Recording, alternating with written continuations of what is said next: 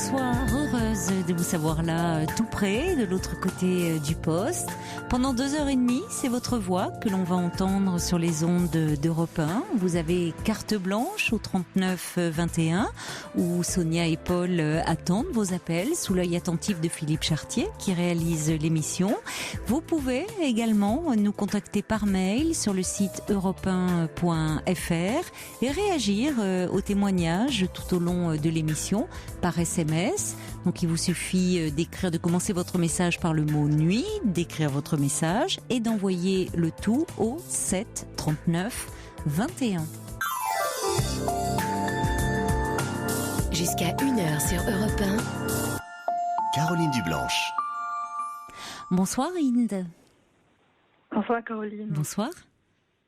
Comment va? Ça va pas mal et vous? Ça va, merci. Quand je vous entends, je me sens bien, franchement. Ah bon? Ah tant mieux alors. Oui. Tant mieux. Voilà. Bon, Alors, on continue quand même un peu à se parler, puisque Paul me disait que vous manquiez un peu, vous êtes un peu perturbé en ce moment à cause de... Tout à fait. Cela fait 5 mois que je suis en disant malheureuse, que je suis plus comme avant. Oui. Parce qu'en fait, j'étais trahie par la personne qui m'était chère à mes yeux. Alors, j'étais trahie par un ami. Alors, je vais vous épargner tous les détails. Alors, moi, j'étais en relation avec un ami, avec lequel je m'entendais très bien, avec lequel je parlais presque tous les jours. Oui. Et en fait, on se plaisait. Oui. Et en fait, moi, je suis pas d'origine française, je suis algérienne. Oui. Et je voulais partir étudier en France. Quand j'étais en Algérie, donc c'est lui qui m'a aidé à effectuer les procédures et tout. Donc il m'a pas lâché une seconde. Il était avec moi, il me conseillait, il me grandait pour pouvoir aller jusqu'au bout. Mm-hmm. Et voilà, donc et en fait, entre-temps, la relation se développait. Oui, vous tombiez amoureuse de ce garçon? Non, en fait, juste, je tenais à lui. Je commençais à tenir à lui. Décidément, avec les jeunes filles, on a du mal à parler d'amour. J'avais une jeune femme de 22 ans hier, quand je lui avais posé la question, je ne sais pas si vous étiez à l'écoute, elle m'a dit « Non, j'étais pas amoureuse. » Voilà, et vous, je vois que vous avez 23 ans, In, donc bon, je vais trop vite, c'est moi qui vais trop vite. Voilà, c'est ça, c'était pas de l'amour. D'accord, vous étiez attachée. C'est ce que c'était, voilà. Et après, j'ai réalisé mon rêve, voilà, j'ai obtenu mon visa, oui. Je suis venue ici en France, voilà. Et qu'est-ce que vous faites comme étude alors, puisque vous vouliez venir? Alors moi je suis en master LEA. D'accord, ouais, très bien. Voilà. Bien. Et voilà, comme je parle espagnol, donc je voulais aussi aller en Espagne pour pouvoir pratiquer aussi mon espagnol. Oui, oui. Donc alors, parce que lui, en fait, il vit à l'étranger, il vit en Espagne, donc voilà, on a décidé de se voir. Mmh. Alors, c'était moi qui suis allée chez lui en décembre. Oui. Et là, tout a changé. C'était le jour où ça a basculé. Qu'est-ce qui s'est passé? En fait, alors quand on était en relation, c'était une relation à distance, on parlait souvent, pas souvent, mais on parlait. Ça nous arrivait de parler de nos envies sexuelles, mais c'était pas. On parlait juste comme ça. Oui, c'était en parler. C'était pouvoir l'évoquer, mais ça restait de l'ordre du fantasme à ce moment-là, du désir en tout cas. C'est ça, tout à fait, c'est ça. Et après, quand on s'est rencontrés, parce qu'en fait, moi j'étais allée chez lui, et mes parents n'étaient pas au courant que j'étais allée chez un garçon, parce que voilà, donc je leur ai menti. Donc voilà, ce qui me tourmente. Et aussi, voilà, donc moi je pensais qu'il avait de bonnes intentions envers moi, mais au final non. Il avait de mauvaises intentions. En fait, il voulait à tout prix, si j'ose dire, voilà, Faire avoir une l'amour avec relation vous. sexuelle avec moi. Oui, ce qui En n'est fait, pas c'est pas de forcément l'amour, une mais mauvaise. Oui, c'est pas forcément une mauvaise intention de désirer quelqu'un. Mais bon, Mais en fait, il a on avait été pressant avec vous, c'est ça? tout à fait. Mais en fait, on a parlé de ça. Moi, j'ai dit, il est hors de question que j'ai une relation sexuelle. Ou est-ce que vous lui Mais aviez dit un peu avant, c'est-à-dire vos oui, conceptions tout à fait, oui. Voilà, c'est un principe. Voilà. Je peux pas avoir une relation sexuelle, voilà, avant le mariage. C'est mon principe et ça m'engage Bon, que ce sont moi. Et vos on m'a dit, mais convictions. non, Oui, moi, d'accord. tout à fait. Voilà, on m'a dit, mais moi, je te respecte et moi, je vais te protéger. Ne t'en fais pas, fais-moi confiance. Et moi, voilà, j'étais toute confiante. C'est pour cela que je suis allée chez lui. Oui, vous étiez très très confiante, effectivement, parce que c'est pas simple de cohabiter, enfin, de Tout à partager fait. vraiment l'intimité, au fond, d'un homme Tout à fait, avec exactement. qui vous échangiez, et y compris quand même sur un plan, dans une intimité, alors ça reste des désirs écrits et formulés, mais quand même qui s'expriment. Puisque Tout à c'était fait. pas seulement lui qui exprimait ses envies sexuelles, mais vous aussi, vous répondiez par écrit. C'est ça, voilà, tout à fait. Et après, en fait, quand j'étais chez lui, il me faisait des remarques intimidantes. Parce qu'en fait, alors, quand on s'est rencontrés, il s'est passé des choses, mais c'était pas très grave. Il y avait quelques bisous, quelques câlins, et après c'est bon. Mais lui, il s'attendait à autre chose. Mais moi, je m'en étais pas aperçue. C'était vraiment à la fin que je me suis rendu compte qu'il voulait autre chose.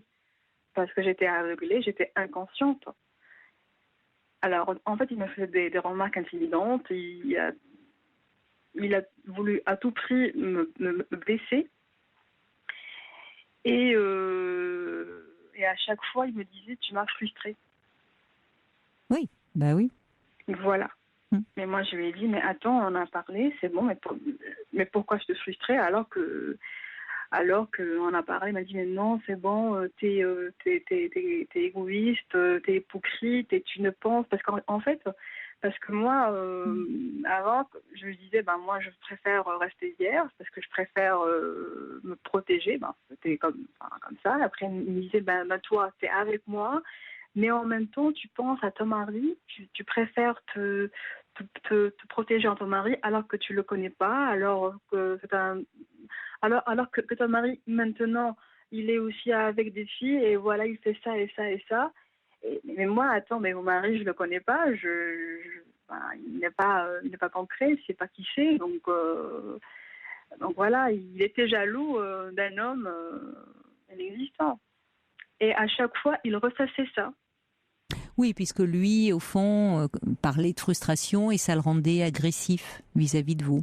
C'est ça. Tout à fait. Il y avait une. Tout à fait. Et vous aviez prévu de rester combien de temps chez lui? 10 jours. Oui, c'est 10 long. jours, mais après j'ai changé. Voilà. Oui, c'était 10 jours et après j'ai quitté parce que. Oui, c'était préférable. Mais en fait, il m'a fait faire des choses que je voulais pas faire. Il m'a obligée à lui faire des choses. Comment ça, il vous a obligé? Oui, il m'a obligée. Mais sous la menace ou pourquoi? Vous vous êtes senti coincé à ne pas avoir le choix? Pourquoi? Qu'est-ce que vous entendez par obligé? En fait, il m'a demandé de lui faire, on va dire, des préliminaires, voilà. Alors que moi, je ne le voulais pas. Et pourquoi vous vous êtes senti coincé? Oui, pour ne pas quoi? Pour ne pas le. Vous vous sentiez coincé un peu ou c'est... voilà. Mais vous n'en aviez pas envie, vous? Non, aucunement. Et qu'est-ce qui fait alors que vous avez malgré tout fait? Vous vous sentiez coincé? Qu'est-ce qui se passait? Il se montrait violent. Et après moi, j'ai perdu l'envie, j'ai perdu tout. Donc voilà. Mais après, violent, c'est-à-dire il était violent en parole? Oui. Il était même vulgaire, donc. Voilà. C'est là où vous êtes parti, donc après vous êtes. D'accord. Alors, c'était le 3e, c'est le jour le plus décisif. En fait, il m'avait menacé. Il m'avait dit parce qu'en fait, on s'est disputé parce qu'on ne faisait que se disputer. Et après, quand je voulais qu'on se réconcilie, en fait, il s'est montré violent et il m'a menacé de viol. Non. Ça ne s'est pas fait. Ça n'est pas allé jusque-là. Comment ? Ça ne s'est pas fait. Ça ne s'est pas produit. Non. Non. Non. Non, mais enfin, oui, il devenait très agressif avec vous. Et comment vous êtes ? Qu'est-ce qui fait que vous êtes parti, vous ? Alors, vous, en Espagne, vous aviez d'autres points de chute, ou vous pouviez aller ou reprendre un vol, rentrer ? C'était le mieux à faire, là. Alors, je n'ai pas encore fini parce qu'il y a encore un moment plus crucial parce qu'en fait, oui. Après, il m'a demandé après ce harcèlement sexuel. Il m'a demandé de lui faire des préliminaires et après j'ai dit mais non mais toi t'es pas normal, je peux pas te faire ça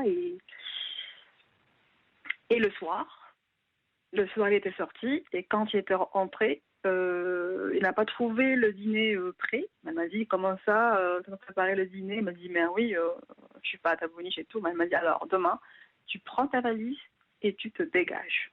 Je ne veux plus te voir ici. Voilà. Oui, donc évidemment tout ça, vous l'avez vu sous un autre jour, cet homme qui, vous a beaucoup aidé pour vos démarches, pour venir en France faire vos études. Vous êtes tombé de très haut. Et vous n'en aviez pas parlé quand vous étiez en Algérie. Il est algérien, lui aussi ? Oui, aussi, oui. Je vous pose la question parce qu'il pouvait comprendre du coup un peu peut-être davantage vos convictions, votre désir. Tout à fait, Mais est-ce que vous en aviez parlé vraiment avec lui ou est-ce que vous étiez dans un flirt ou pas ou tout était comme ça évoqué mais rien ne se passait ? On en a parlé. Oui, vous en parliez. Oui, c'est ça. Ouais. On a parlé, il était d'accord, il m'a dit mais non, t'en fais pas, je peux te protéger, je fais ça. Et... Oui, mais c'est vrai que d'aller... Alors après, ça ne justifie pas l'attitude qu'il a eue avec vous, bien sûr, hein.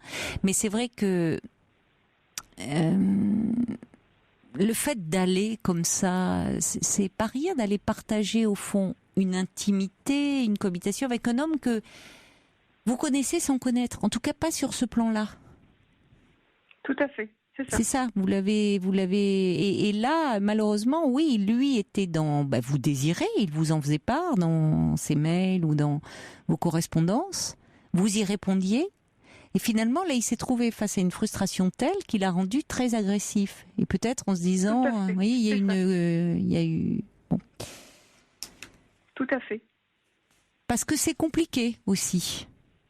De se retrouver à partager, au fond, oui, une intimité. Vous étiez, j'imagine, quand même dans un appartement pas très grand, enfin, une promiscuité au fond, qui est compliquée. Parce qu'en fait, il était avec ses colocataires, donc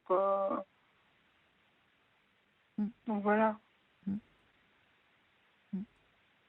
Et pourquoi vous parlez de trahison ? Parce que vous me dites que c'est vous qui avez trahi la personne qui était tout pour vous. Je comprends pas. C'est lui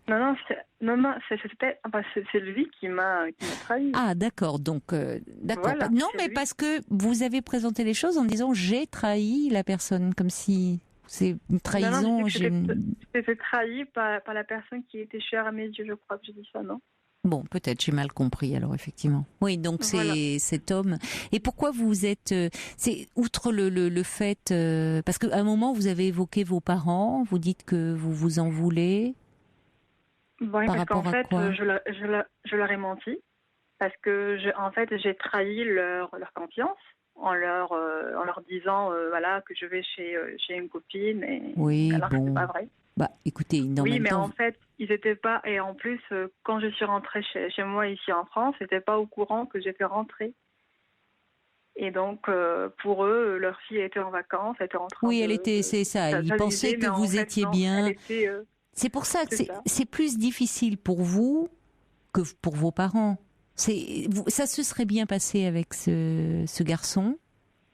Évidemment, vous n'auriez pas ce sentiment-là. La difficulté, c'est qu'après, vous devez, quand vous parlez de ce séjour, soi-disant chez une amie avec vos parents, jouer la gaieté, dire que oui, c'était formidable, que c'était bien. Bon, alors que malheureusement, c'était tout autrement. C'est plus embêtant pour vous de ne pas pouvoir dire, parler de votre déception, de votre blessure, de ne pas pouvoir vous confier.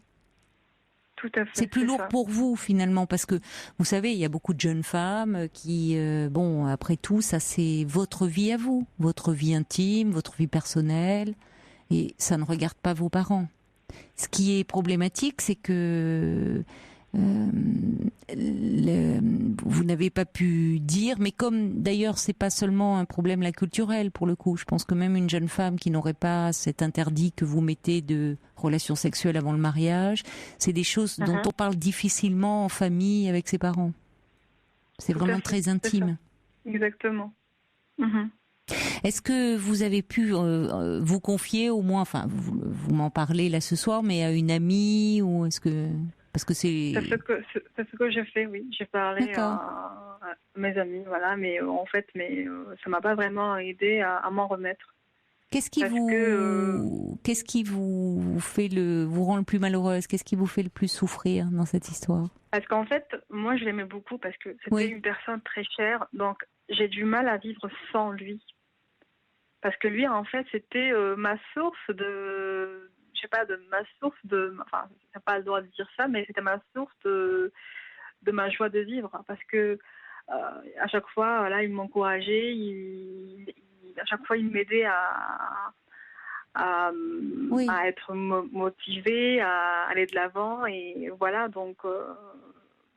Oui, vous étiez très attachée à ce garçon. Tout à fait.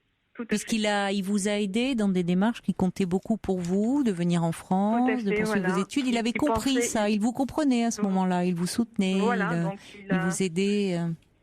Tout à fait, donc il a pensé à mon bien, donc voilà, c'est pour cela que ça m'a vraiment touchée. Et vous ne vous êtes plus reparlé depuis? Non, jamais. Non. Vous vous êtes quitté comment finalement?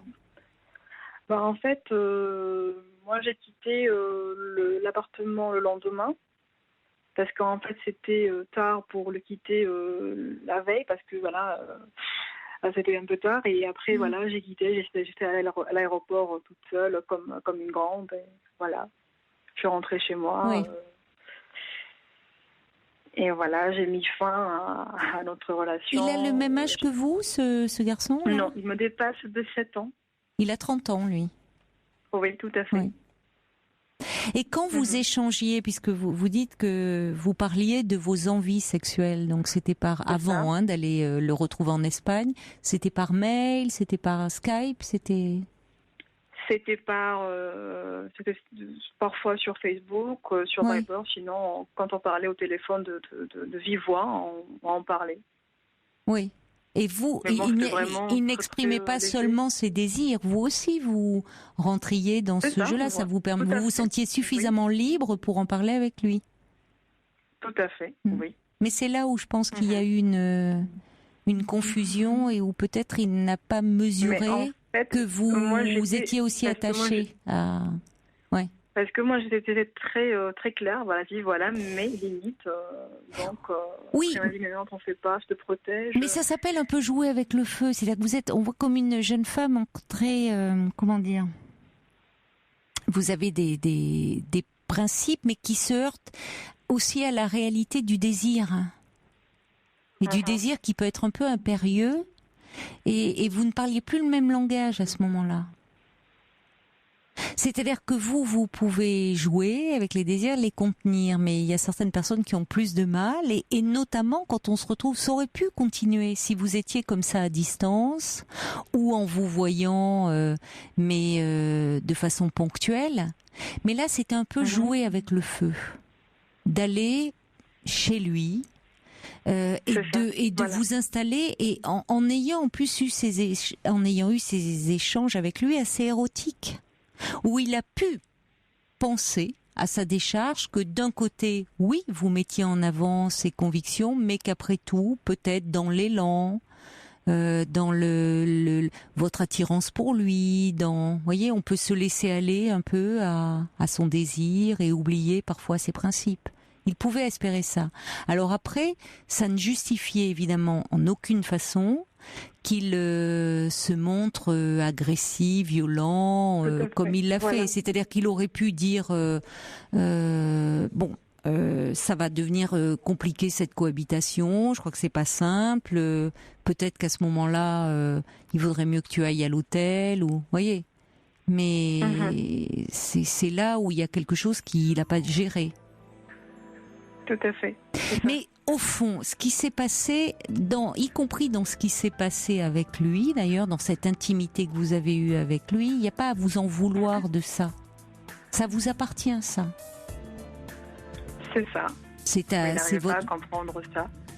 Oui, mais parce qu'il y a quelque chose, je vous dis, qui se heurte un peu à la réalité, où ça peut être compliqué de jouer un peu. À ce moment-là, il faut presque ne pas aller trop loin, y compris presque en parole.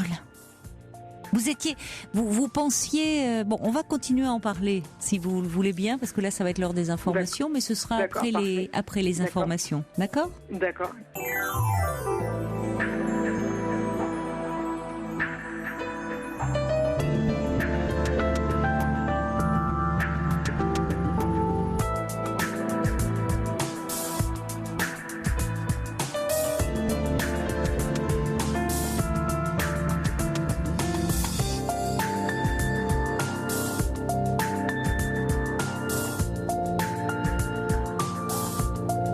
L'antenne d'Europe 1 est ouverte pour vous, rien que pour vous, jusqu'à 1h du matin. Alors profitez-en pour appeler le 39 21 et nous parler de vous, de votre vie avec ses joies et ses peines.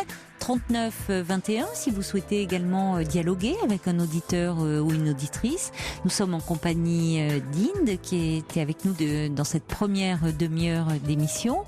Et des messages déjà qui me parviennent pour vous, ma chère Inde. Vous êtes là ? Inde, est-ce que vous êtes là ? Non ? Oui, je suis là. Ah bon, mais il fait peur. Alors, j'ai quelques messages qui me parviennent. Il y a Monica, déjà, qui dit une mauvaise expérience, effectivement, avec un homme qui comptait beaucoup pour vous, mais n'en déduisez pas pour autant que tous les hommes se comportent comme des brutes. C'est le risque, effectivement, parce que c'est une déception. Il a montré deux visages, cet homme-là. Quelqu'un aussi, c'est pas signé, son message est trop long, mais qui dit il arrive, comme ça, beaucoup de jeunes femmes ont une mauvaise expérience, une mauvaise première expérience, mais malgré la déception, profitez aussi de l'enseignement de cette histoire. Et attention, peut-être de ne pas aller seul trop vite chez un homme que vous ne connaissez pas suffisamment. Finalement, même si vous aviez, vous, l'impression de le connaître, évidemment, vous aviez établi un lien avec lui. Et cet auditeur ou cette auditrice ajoute évidemment que sa frustration dont il vous parlait ne légitime en rien un tel comportement. Ça, évidemment. Tout à fait. C'est-à-dire, c'est là où il a été cet homme qui, auquel vous vous êtes attaché, parce que il représentait peut-être un peu une façon pour vous de sortir justement de votre environnement familial, un peu un facteur d'émancipation. Peut-être que c'était aussi pour vous, il représentait ça, la possibilité dans votre désir de venir étudier en France. Il vous a accompagné dans ce désir d'émancipation, de sortir de votre famille, tout ce. En effet, parce qu'en fait, ils m'encourageaient beaucoup à quitter mon pays. Voilà, c'est pour aussi m'émanciper, c'est pour. Oui, c'est ça. C'est pour vivre là notre autre vie. Oui. Voilà. Et où après finalement il se comporte où là on n'est plus dans ça, c'est-à-dire qu'il vous impose un peu la force de son désir. Il ne tient plus compte de vous, donc c'est normal que vous soyez déçu et blessé, même si vous n'êtes pas en cause là. C'est-à-dire qu'il y a cet homme, vous ne l'aviez pas, vous ne connaissiez que certains aspects de sa personnalité. Et vous avez découvert... disons. Comment ?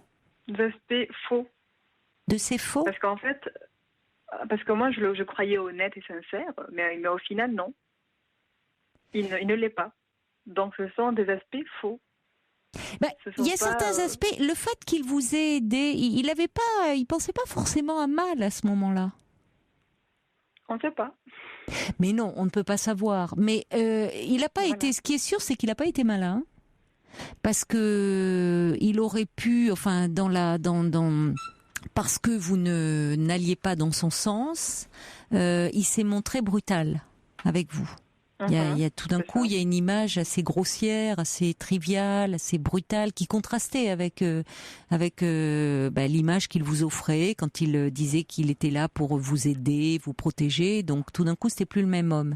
Et c'est là où il a pas été malin. Enfin, c'est un peu un manque d'intelligence. Mais bon, parce qu'il aurait pu, peut-être aussi, si avec douceur, avec persuasion, peut-être y arriver. Vous voyez. Alors que là, il vous imposait. Tout à fait. Ben oui. Tout à fait. Ben oui.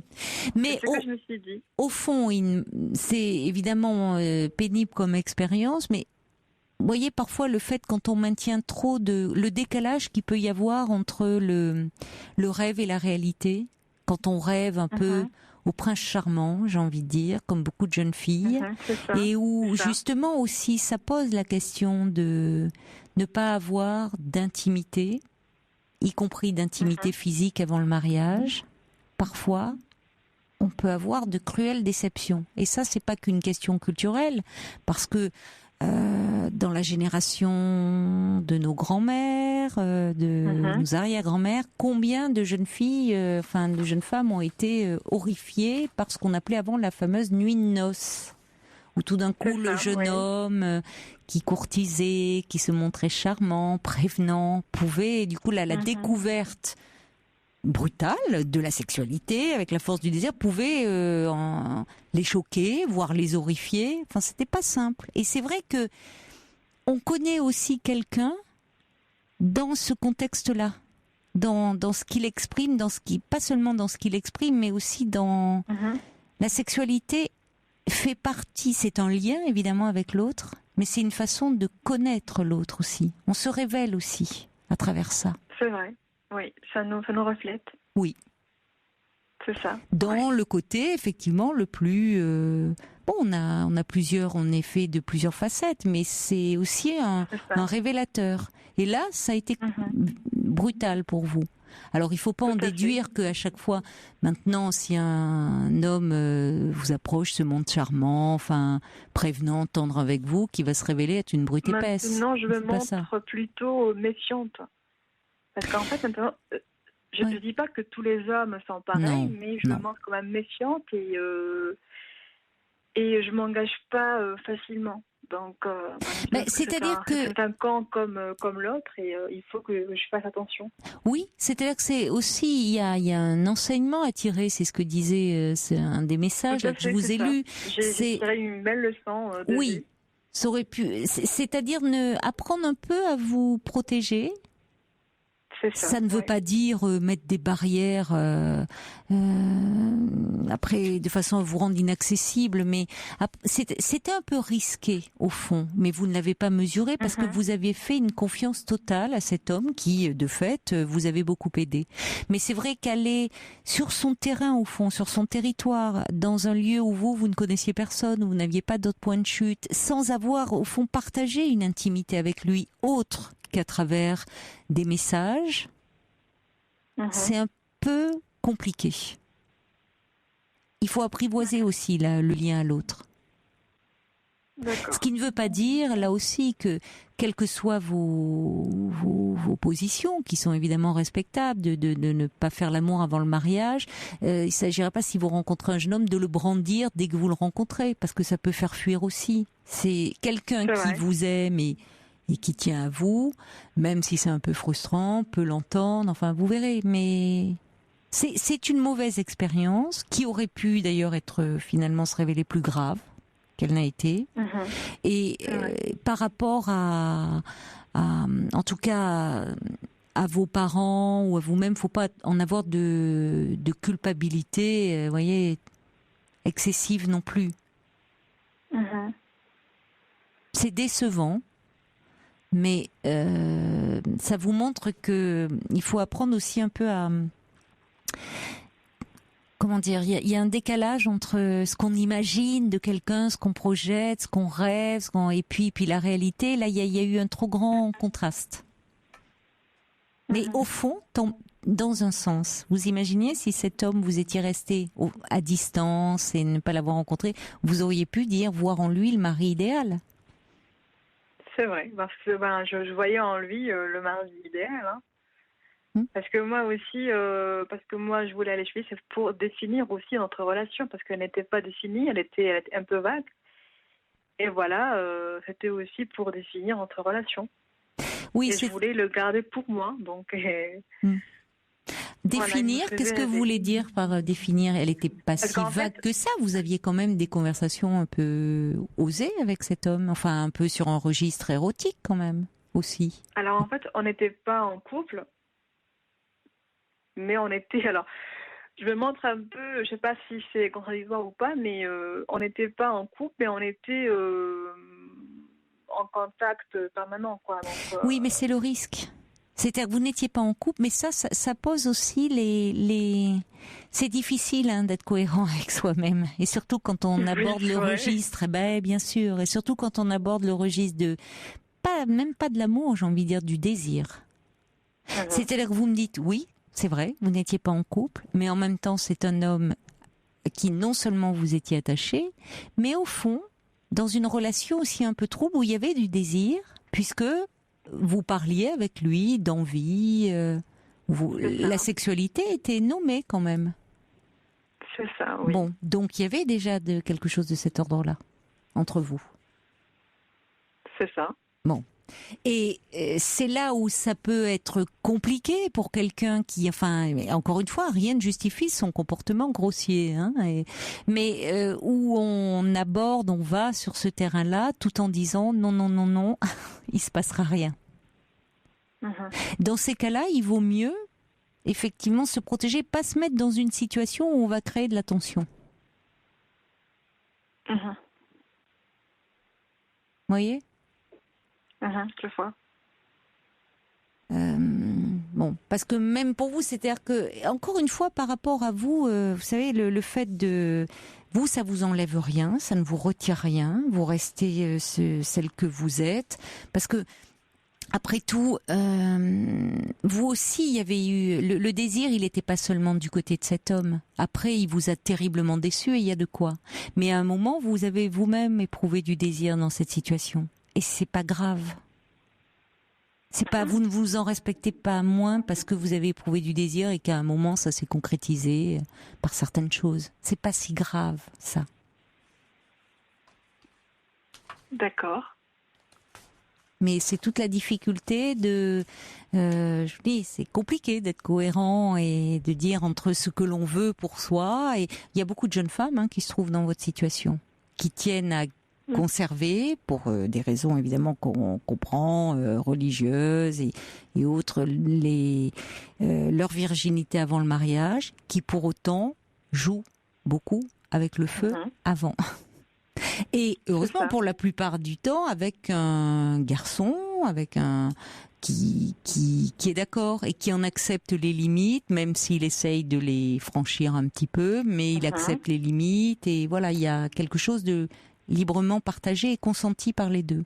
Là où lui a voulu passer en force, si je puis dire. Bon. Et en fait, il y a... Allez-y. Comment ? Allô ? Je vous ai pas entendu. Il y a aussi un problème qui me tracasse l'esprit. En fait, lui, je pense qu'il est arrivé à oublier ce qui m'a fait subir. Parce qu'en fait, il vit sa vie comme si de rien n'était. Alors que moi, je n'arrive pas à avancer. Et ça me fait très mal. Oui, mais parce qu'il y a une part de vous qui reste attachée, vous avez vécu ça un peu comme une humiliation. Vous ne savez pas d'abord ce que cet homme ressent au fond. Ça ne veut pas dire qu'il n'y a pas eu... c'est pas parce qu'après il a été dépassé par son désir qu'à un moment il n'a pas lui-même éprouvé un attachement pour vous. Même si après il vous en a voulu parce qu'il a pu se dire qu'est-ce qu'elle veut au fond. Voyez, vous ne savez pas. Vous, évidemment, comme cette situation vous a terriblement déçu et blessé. Dans ces cas-là, on pense toujours que l'autre l'est moins. Après tout, vous ne savez pas ce que lui vit de son côté. Mais ce qui compte, pourquoi vous n'arrivez pas à avancer? Parce qu'il y a une part de vous qui reste encore attachée à la relation que vous aviez avec lui. Alors, je sais pas, parce qu'en fait, c'est vrai que des fois, il me manque. Je ne vous cache pas ça, mais en fait, je ne pense qu'à ce qui m'est arrivé et ce qui m'a fait subir, et je repense à chaque fois aux moments difficiles que je vivais seule. Parce qu'en fait, c'est pas facile d'être maltraitée par l'homme qui m'était cher. C'est là qu'il s'est montré sous un jour brutal, oui. C'est là où il a été, ce qu'il aurait pu obtenir finalement de vous, parce que, comme vous dites, il vous était cher par la douceur, il a obtenu par la force. Et c'est ça qui est compliqué pour vous. Parce qu'au fond, vous vous sentez à la fois un peu vous-même, prise dans... Si vous voulez, à partir du moment où vous n'aviez eu aucun... C'est là où il faut apprendre un peu à vous protéger. Vous voyez, je reçois un message de Monica qui dit il faut avancer pas à pas. C'est-à-dire que vous allez rencontrer quelqu'un d'autre qui se comportera mieux avec vous, mais ça veut dire que l'intimité, ça se construit. Donc déjà, dans le cadre, c'est pour ça que je vous demandais si vous aviez flirté avec cet homme. Déjà, vous voyez, eu au moins un premier baiser. C'est ça, ce que dit... Oui. Bon... Et tout d'un coup, là, vous vous retrouvez à dormir chez lui, à vivre avec lui 24 heures sur 24. C'est trop d'un coup. Et c'est là aussi où il faut faire attention aux signaux que vous envoyez et qui peuvent être mal reçus, mal interprétés. En l'occurrence, d'autant plus si vous envoyez des signaux à caractère sexuel.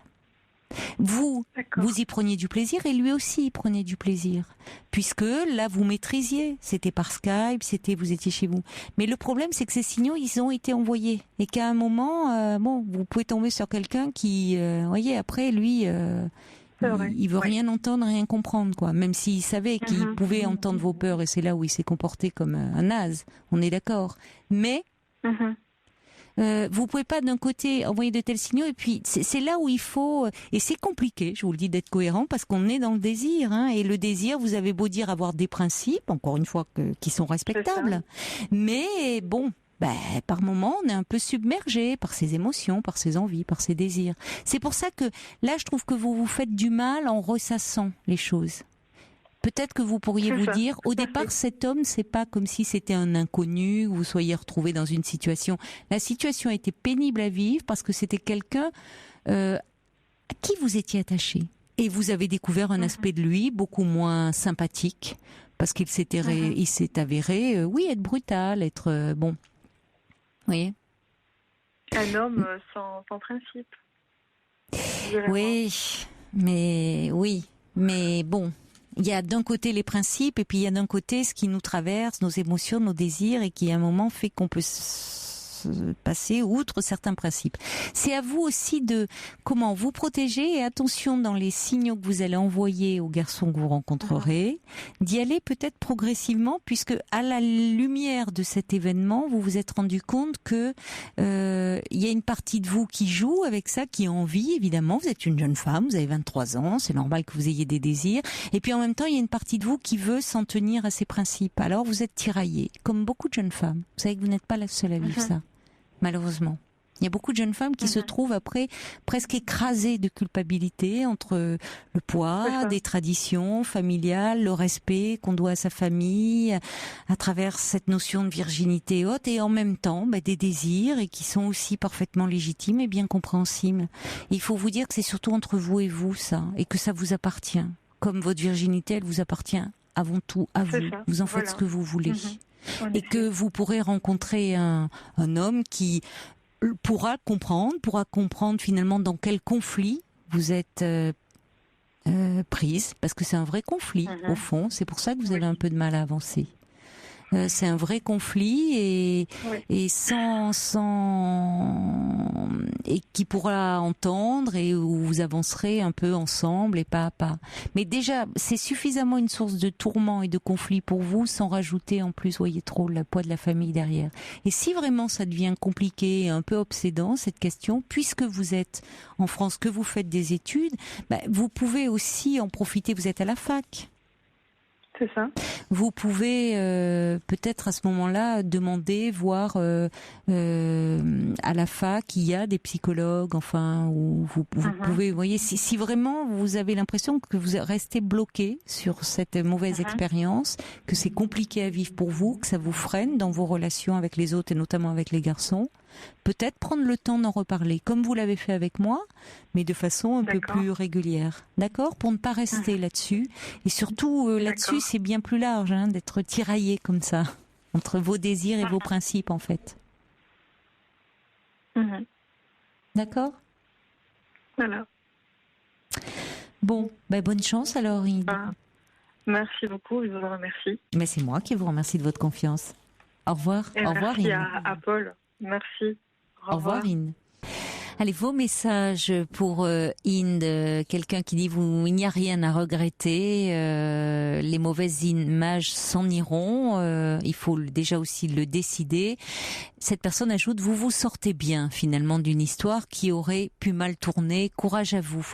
Monica qui dit, c'est pas un problème de principe, mais un problème de maîtrise de soi, désir et brutalité tout confondu. Oui, bien sûr qu'il y a de ça. Dans le désir peut être brutal, peut être impérieux, et il y a un contraste tel entre les rêves que l'on peut avoir. C'est pour ça que je parlais aussi de la nuit de noces, avant de ce qu'ont pu vivre nos grands-mères, arrière-grand-mères, enfin des femmes, et encore des femmes dans beaucoup de pays où il y a une éducation aussi, il y a une maîtrise de soi, de ses pulsions, de ses désirs, et c'est pas, enfin, il y a des nuits de noces qui ont pu être vécues encore comme des viols, parce que le désir était trop impérieux, et où finalement c'est pas toujours simple de vouloir commencer une relation alors qu'il n'y a pas du tout d'intimité sur ce plan-là. C'est aussi de cette façon-là qu'on connaît l'autre.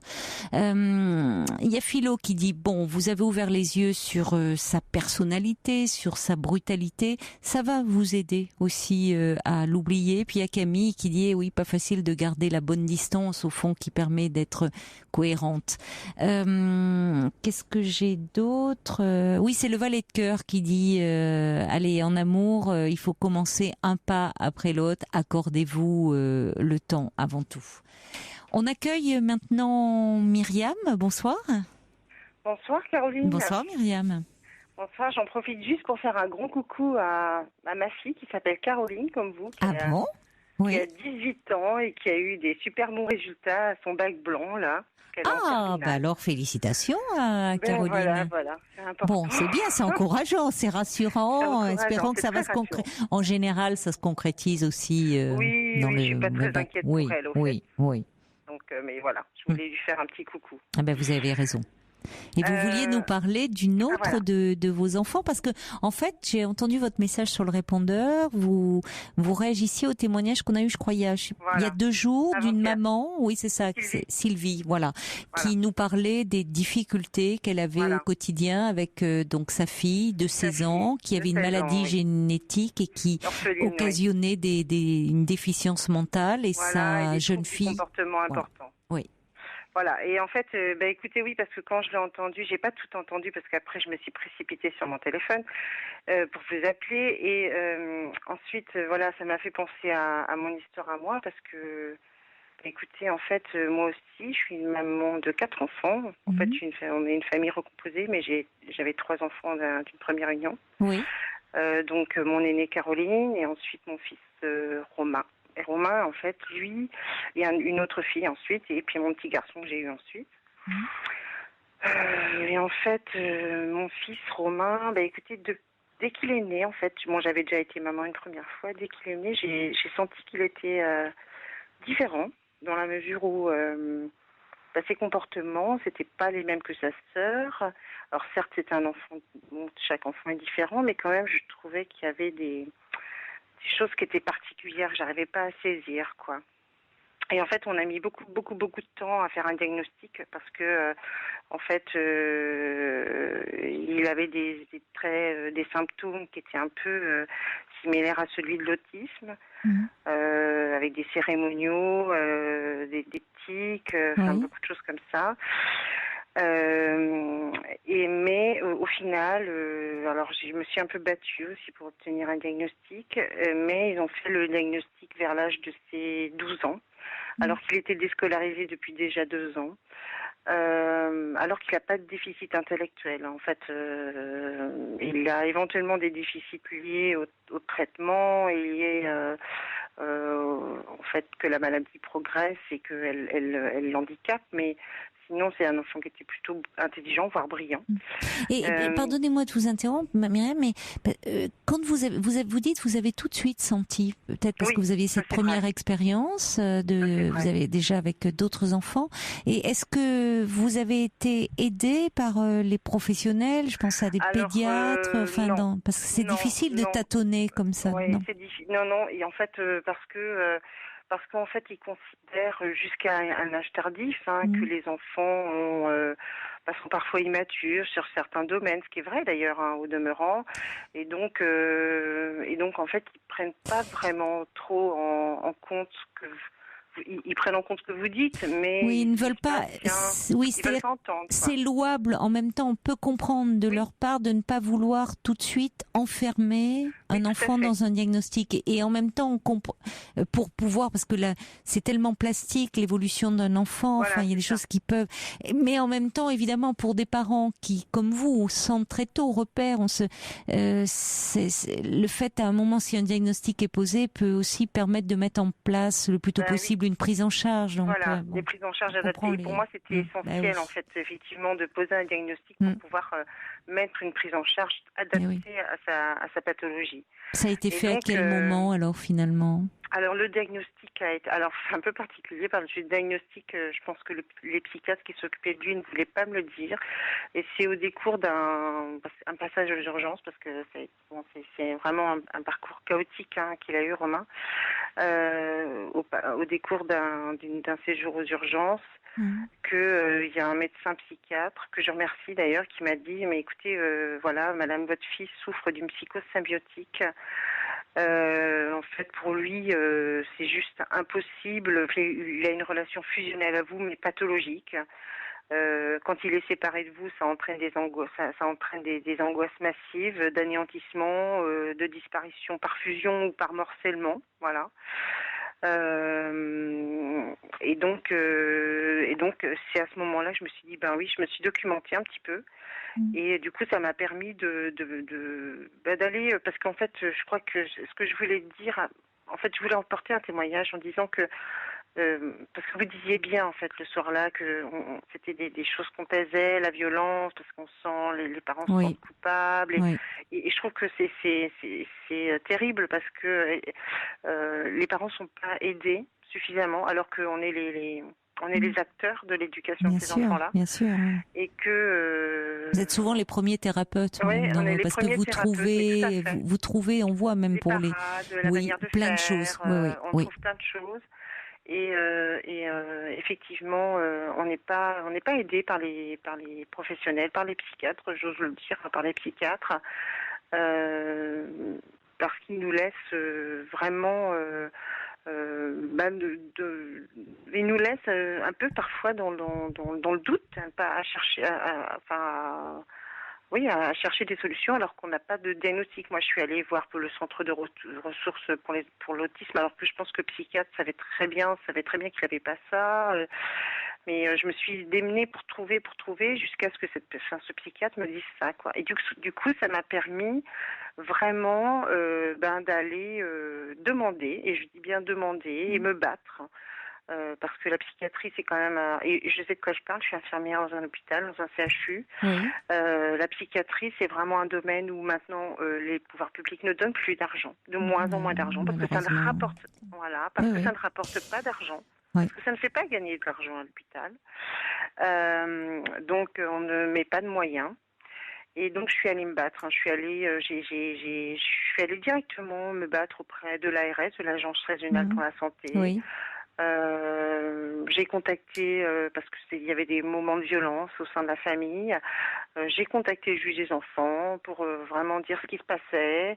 J'ai vraiment frappé à toutes les portes, quoi. Et ce qui fait que, alors je sais pas dans toutes les villes si ça existe, mais il y a une structure qui, bon, j'habite Nantes. Bref, il y a une structure qui s'appelle la structure ISIS sur Nantes, qui est pas très connue en fait parce que. De quoi s'agit-il? Alors en fait, c'est une structure particulière pour des enfants atypiques et il y en a pas tant que ça, des enfants qui ont des psychosymbiotiques. C'est une structure où, pour le coup, tous les professionnels se mettent en lien, c'est-à-dire aussi bien le social, l'éducatif, le médical, mais aussi le judiciaire s'il y a besoin. En l'occurrence, il n'y avait pas besoin pour mon fils, mais le judiciaire peut être là aussi. Et ils travaillent ensemble, conjointement, avec les parents, mais conjointement. Et ça permet du coup à nous, parents, de nous délester d'un poids, parce que normalement, c'est pour tout dans la vie, enfin, c'est comme ça, mais pour les enfants handicapés, les parents, ils passent leur temps à faire le lien entre les différentes institutions. Et vous là, travaillez, malgré tout, vous arriviez alors, oui. à maintenir une activité professionnelle. Vous étiez un peu soutenue ou par le père? Vous dites que vous êtes une famille recomposée, ou votre compagnon? Oui, alors mon compagnon, oui. Le papa, pas du tout, parce que il est parti sur Paris, il a refait sa vie, et puis je crois que ça lui fait très peur tout ça, et que il a mis beaucoup de distance avec ses 3 enfants. Bon, il les recontacte, il vient de temps à autre les voir sur notre ville, mais non, pas par le papa. Mais il m'a même parfois mis des bâtons dans les roues. Enfin, en tout cas, au moment, par exemple, où il a été déscolarisé, Romain, vers 10 ans, où là c'est compliqué, hein, quand même. À un moment donné, vous faites, l'éducation nationale. Vous laisse comme ça, hein, ça les dérange pas d'éjecter un enfant parce que c'est compliqué. Et pourtant, moi je m'étais battue pour obtenir. Je savais qu'il avait besoin de quelque chose. Je l'emmenais à côté de ça. Enfin, je lui ai fait faire plein de choses. Hein. De moi-même, je l'ai emmené faire des différents bilans. Un bilan chez une psychologue pour avoir un test de whisky, un bilan chez donc ensuite je suis allée faire elle m'avait dit qu'il avait des petits trucs au niveau de la psychomotricité, donc il a fait toute une année avec le psychomotricien. Il a quel âge maintenant Alors maintenant il va avoir 16 ans. D'accord. Et cette psychose dont on parlait a été détectée à quel âge? Alors elle a été détectée. Je veux dire, le médecin me l'a dit, il avait 12 ans. Mais je pense je pense que Romain, il a toujours. Vous avez senti quelque chose d'un peu différent d'emblée chez cet enfant. Mais c'est vrai que, à la décharge, enfin, je veux pas parler au nom des pédopsychiatres, évidemment, mais ils hésitent beaucoup à poser un diagnostic de psychose chez l'enfant, parce que parfois là aussi ça existe malheureusement, mais ça peut évoluer. Enfin, il peut y avoir des erreurs déjà de diagnostic, et puis ça peut être assez aliénant pour un enfant de poser on attend toujours de voir, on espère qu'il y a une évolution, vous voyez, enfin bon. Mais en l'occurrence, moi finalement, quand le diagnostic a été posé, clairement, moi j'ai dit à Romain, voilà, t'as cette maladie-là. Alors, quant à la maison, bien entendu, les choses sont pas simples et sereines tout le temps. Hein. Il y a des moments de crise qui peuvent être violentes, hein, et voilà. Et à chaque fois, ce que j'essaie de dire, c'est oui, mais en même temps, c'est lié à sa maladie, par rapport à la fratrie, parce qu'elle avait ce souci-là, Sylvie, avec sa fratrie, avec un aîné qui partait, qui essayait d'un peu s'échapper, et moi, mon aînée, elle a été un petit peu comme ça. J'ai essayé de trouver des activités pour elle, mais ça a été aussi un échappatoire d'aller ailleurs, parce que c'était parfois pas vivable à la maison. Et puis, par exemple, son petit frère qui a 8 ans, finalement, qui a toujours connu Romain, on va dire malade, entre guillemets, souvent quand Romain a des crises et tout ça, et que Romain qu'il se calme, ensuite son petit frère va le voir et lui dit oui, mais donc Romain est toujours dans ces moments-là désespéré, il s'en veut terriblement a posteriori, et donc le petit frère dit oui, mais tout ça c'est pas toi, c'est ta maladie qui fait que voilà. Donc, ça ne m'excuse pas. Ça veut pas dire qu'on... Moi, je lui dis bien, Romain, il y a des choses que je peux pas excuser, mais on peut comprendre. Je sais pas comment on veut dire. Voilà, c'est ça, c'est comprendre. Mais vous en parliez effectivement très bien. On sent qu'à quel point il a fallu vous battre et par rapport au témoignage de cette maman qui était confrontée à la violence de sa fille, répercussions que ça avait dans sa famille. Vous en parliez très bien aussi de cette difficulté parce qu'il y a beaucoup de culpabilité chez les parents qui n'osent pas en parler parce qu'ils se sentent dépassés. Comment ne pas l'être dans ces situations? Mais on est dépassés. Mais forcément, oui. mais en même temps, qui sont trop isolés, quoi. Et l'isolement peut renforcer ces problèmes de violence et d'ailleurs parfois ces problèmes de maltraitance. Donc la nécessité, là où je vous trouve, il faut avoir l'énergie en même temps parce qu'il faut encore trouver de l'énergie comme vous l'avez fait vous pour aller taper à toutes les portes. Or parfois le fait même de devoir s'occuper dans le quotidien d'un enfant qui présente de tels troubles épuise parce qu'il n'y a pas toujours de place disponible dans les institutions. Donc parfois les parents n'ont même plus l'énergie de faire les démarches que vous avez pu faire. Vous avez pu vous rapprocher d'associations? Est-ce qu'il y a des associations qui vous ont aidé? Alors non, parce qu'en fait ça n'existe pas. Les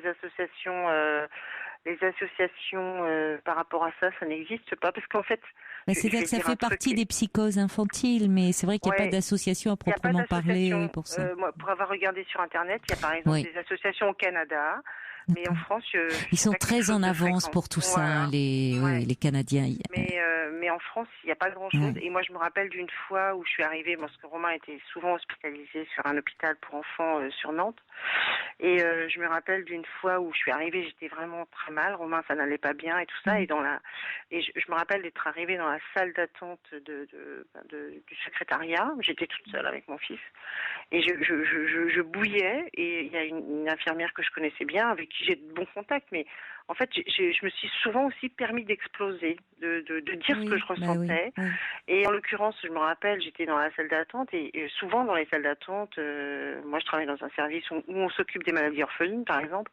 Eh bien, il n'y avait pas une affiche. Généralement, il y a des affiches. Vous avez ceci. Enfin, le b.a.-ba, c'est vous avez, je sais pas, un AVC, vous avez tel truc. Rapprochez-vous, vite, faites le 15. Enfin bref, voilà. Et là, il n'y avait rien du tout. Et j'avais explosé en disant mais attendez, mais comment voulez-vous qu'on se sente pas isolé? Je veux dire, il n'y a pas une affiche pour les parents, là il n'y a rien du tout, il n'y a pas un contact. Alors c'est bien, vous soignez les enfants, mais nous, les parents, on vit avec eux, quoi. Donc et du coup ils avaient, alors après coup, je sais pas si c'est lié à ça, mais ils avaient créé un groupe de parole pour les parents d'enfants hospitalisés dans cet hôpital pour enfants. Il y a un tel besoin, c'est ça, il y a un tel besoin, c'est déjà tellement lourd comme ça le quotidien, et puis il y a souvent une telle culpabilité, les parents sont souvent écrasés par la culpabilité de... Mais oui, mais je crois qu'il faut, enfin moi je me suis toujours dit que je faisais le maximum, que parfois je merdais entre guillemets. Voilà, ça arrive à tout le monde, tout le monde, à tout parent, bien sûr. Et donc du coup je m'autorisais à exiger finalement de la part des professionnels un minimum d'aide, quoi.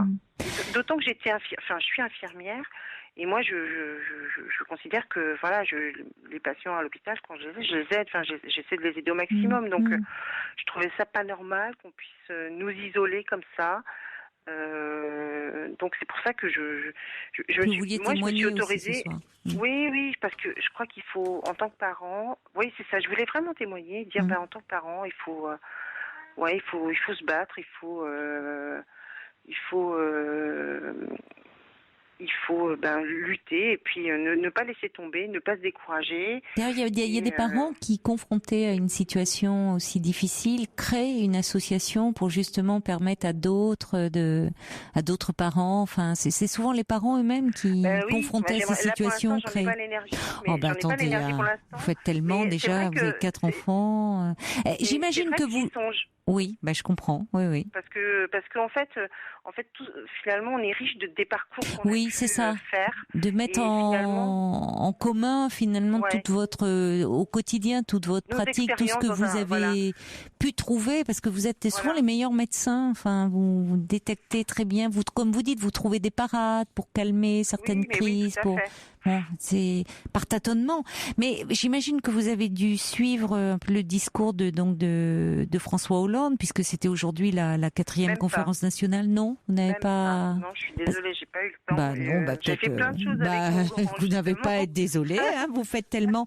Non, parce qu'il a annoncé des mesures, notamment pour la scolarité, la transformation progressive des contrats d'auxiliaire de vie scolaire en contrats d'accompagnant des élèves en situation de handicap, et cela sur une durée de 5 ans, donc qui est vraiment un suivi plus Oui, parce que je pense personnalisé que et dans la ça, durée, ça, parce c'est vraiment bien. C'est vraiment bien parce qu'il y a plein d'enfants qui pourraient. Et d'ailleurs, moi, on parle beaucoup de l'autisme là actuellement, mais c'est évident que tous ces enfants qui ont des handicaps sont faits parce que c'est le meilleur endroit pour évoluer positivement, c'est d'être au contact entre guillemets de la normalité. Et donc finalement, tous ces enfants, il faut qu'on les aide à rester dans la normalité avec des AVS ou des accompagnants, je sais pas comment, enfin bref, peu importe le terme, oui. mais qui puissent rester au contact de la société, parce que c'est des gens qui font encore partie de la société. Et je vais vous donner un exemple. C'est marrant parce que donc mon fils, il a une prise en charge, donc maintenant il a une prise en charge très adaptée à sa personne et c'est super, ça marche, il grandit et voilà. Il y a encore des moments où c'est rock'n'roll, mais voilà. Et l'autre, donc il prend le car pour aller dans une famille d'accueil thérapeutique, parce que ça existe aussi. C'est une forme d'hospitalisation, D'accord. c'est la famille d'accueil thérapeutique. Ça s'appelle l'AFT. Je ne connaissais pas, oui, ça c'est. Donc c'est des gens qui une sont forme habilités à accueillir Alors, oui, des enfants voilà, présentant c'est ça. ce type de handicap. Un peu comme une. Alors ça peut aller du nourrisson au jeune adulte. Mm. Et en fait, c'est un service à part entière de la psychiatrie, avec des infirmières qui vont à domicile et voir la famille d'accueil et Oui. voir les parents, Oui. avec un médecin psychiatre et avec des réunions. Et ça fonctionne plutôt bien. Enfin, c'est pour plein de pathologies, en l'occurrence pour aussi les pathologies de type anorexique, quand il faut un Ah oui. éloignement familial. D'accord. Oui. Oui. Ça fonctionne très bien, vraiment. Et ce que je voulais dire, je ne sais plus ce que je voulais dire. Ah, je suis désolée, je vous ai interrompu. Non, Oui. c'était par rapport à l'autisme flûte, je ne sais plus. Non, je sais que c'était par rapport à l'autisme non, je sais plus, c'est pas grave. Je sais pas, non. Enfin, vous disiez qu'il était très très bien pris en charge, et je parlais de là, messages que vous teniez à faire passer suite au témoignage de cette maman qui nous parlait des difficultés au quotidien. Et je vous ai dit à ce moment-là, c'est pour ça que vous vouliez faire passer un message pour les parents et c'est là où vous avez commencé à dire que votre fils, donc qui aujourd'hui a 12 ans, est très bien pris en charge.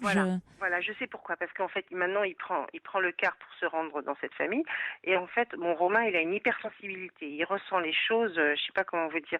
D'ailleurs, on a une tortue à la maison, une tortue de terre, et quand il était petit, il disait, mais moi, je voudrais être comme une tortue, parce qu'en fait, il est tellement hypersensible que pour lui, il voulait avoir une carapace comme la tortue.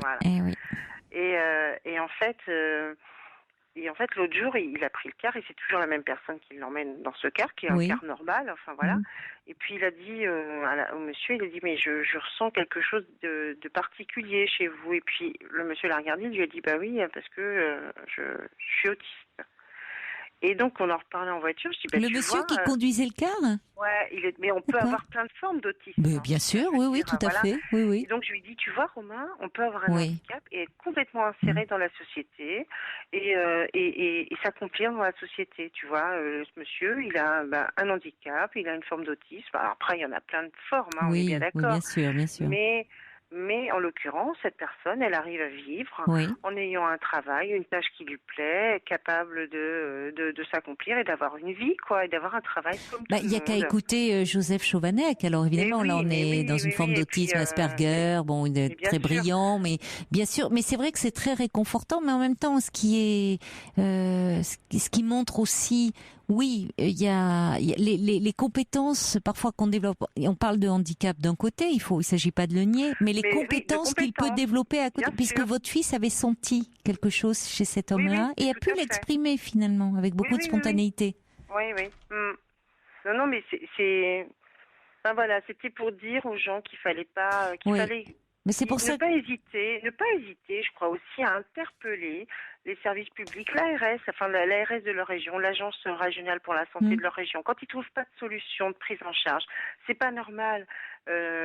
Normalement, on a une obligation de soins en France pour les personnes qui souffrent de maladies. Je veux dire, si vous avez une pathologie cardiaque, on va vous faire hospitaliser, vous allez être suivi par un cardiologue, on va, s'il y a une intervention, on va la programmer. Ça n'est pas normal que pour un enfant, par exemple, en âge d'être scolarisé, il n'y a pas d'école, d'établissement, un projet. Ça n'est pas normal. Et il faut que les parents, ils soient forts de cette conviction parce qu'elle est vraie en plus. Je veux dire, c'est pas une illusion, elle est vraie. Donc il faut aller taper aux portes de l'Agence régionale pour la santé, taper aux portes de l'Éducation nationale en disant non, c'est pas normal, mon fils, il a, je sais pas, 10 ans, n'importe quoi, enfin voilà, il n'y a pas de raison qu'il soit déscolarisé. Et alors là, aller voir l'Agence régionale pour la santé en disant il faut mettre en place ou du CMP. Le problème, c'est que les CMP, ils ont plus de moyens. Donc, oui, la psychiatrie a toujours été le parent pauvre de la médecine. Et ça ne s'arrange pas. Là, il y a un vrai problème puisque tous ces centres de soins, enfin sectorisés, cette psychiatrie de proximité, les centres ferment les uns après les autres, malheureusement. Oui, donc, tout à fait, parce qu'il n'y a plus de moyens. Donc les il y a un prises en vrai charge, problème. elles sont très limitées, quoi.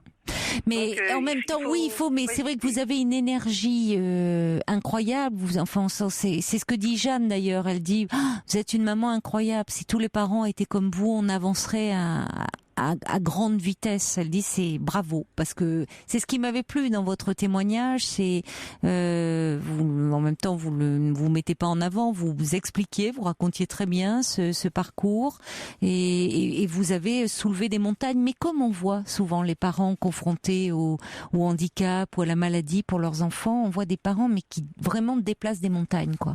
Oui, mais je crois que surtout, je crois qu'en tant que parent, si on veut arriver à, entre guillemets, déplacer des montagnes, si tant est qu'on sache le faire, il faut se dédouaner de la culpabilité. Il ne faut pas se sentir coupable. Parce que, en tant que parent, on fait le maximum, on en est tous là. Vous avez été aidé, vous avez eu un soutien, vous parliez de groupe de parents, mais vous avez fait quelque chose? Non. Alors non, j'ai rencontré, mais par contre, mon fils est suivi par parce que forcément dans un contexte de psychosymbiotique, pendant longtemps on a traité, j'avais des réunions avec Romain et son psychiatre. Et je me suis sentie très bien avec cet homme-là. Voilà, je trouvais que c'était un médecin exceptionnel avec qui je me sentais très bien et je pense que c'est vraiment là que il m'a autorisé parce qu'il y a aussi ça. Je me suis sentie autorisée à pouvoir dire et faire les choses que je voulais. Voilà. Quelques petits messages. Il y a Monica qui dit vous êtes formidable madame et si j'étais présidente de la République je vous nommerais ministre de la Santé. Il y a Nini qui dit bravo à vous car en effet il s'agit d'un parcours du combattant pour que ses enfants aient une vie normale. Vous êtes une maman formidable. Il y a Sergio qui vous trouve aussi très touchante et il dit il a bien de la chance le petit Romain. Sergio qui vous embrasse. Et il y a Cathy de Rennes qui sa fille a de gros problèmes mais suite à une erreur de diagnostic médical elle dit c'est vrai que pour les parents confrontés à ces situations voir son enfant souffrir est très dur à vivre et l'isolement renforce ce sentiment là en plus donc c'est vrai qu'il faut par tous les moyens essayer de le briser. Espérons que finalement les mesures aussi qui vont être prises à l'occasion de cette conférence qui a été donné, les nouvelles mesures sur le handicap vont permettre un peu aux parents aussi d'être moins seuls. On le souhaite en tout cas. Hein. Ouais.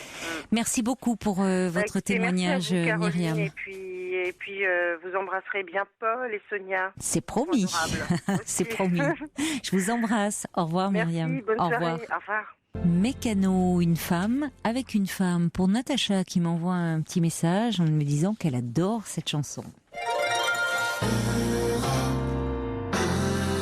Un petit message également à nouveau de Cathy de Rennes, qui donc vit des moments difficiles avec sa fille, mais qui ajoute, qui voulait remercier aussi tous ces médecins qu'elle croise, et elle dit qu'ils nous aident et qui sont super, parce qu'on croise quand même des gens super et formidables, il faut le dire, il y a de belles rencontres aussi.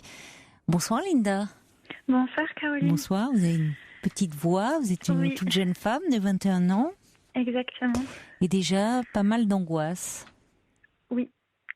Justement des angoisses que je n'explique pas, oui, et qui sont, qui deviennent de plus en plus handicapantes, de plus en plus fortes, de plus en plus fortes, exactement, oui. Et qui, vu qu'elles surviennent un peu n'importe quand, ça peut être dans le métro ou même au resto avec des amis, c'est handicapant. Eh bien, on va en parler de vos angoisses, ma chère Linda, parce que c'est le meilleur moyen de les faire reculer, de les tenir un peu à distance, c'est d'en parler. Donc vous avez bien fait d'appeler le 3921, puis on aura peut-être des réactions d'auditeurs, d'auditrices qui eux aussi ont eu des angoisses et qui nous diront comment ils les ont surmontées. D'accord ? D'accord. À tout de suite, Linda.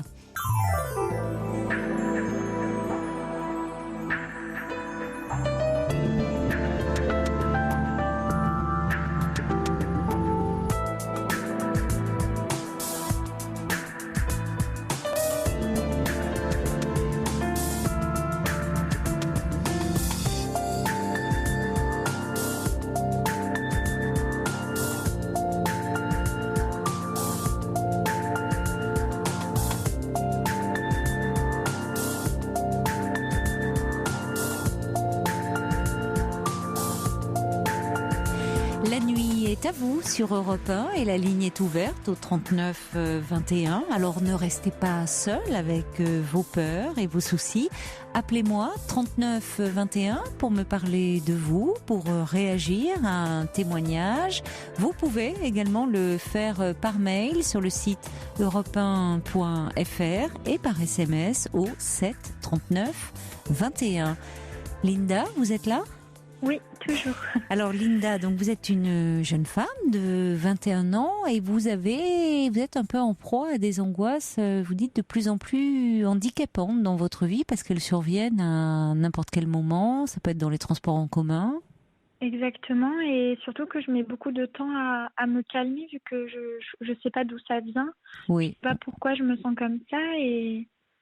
Oui, c'est souvent ça. On n'a pas bien quand on est assailli comme ça par ces angoisses, on n'en connaît pas l'origine en fait. Oui, exactement. Et donc voilà, par violente en fait, j'entends que du coup ça crée en moi un profond mal-être et je remets beaucoup de choses en question, même. Je réfléchis à des choses auxquelles j'avais jamais pensé, le sens de la vie, etc. Et voilà, et parfois, je perds un peu le goût de la vie et ça me fait peur parce que j'ai que 21 ans et j'ai pas envie d'avoir des pensées comme ça. Et surtout que c'est inexpliqué.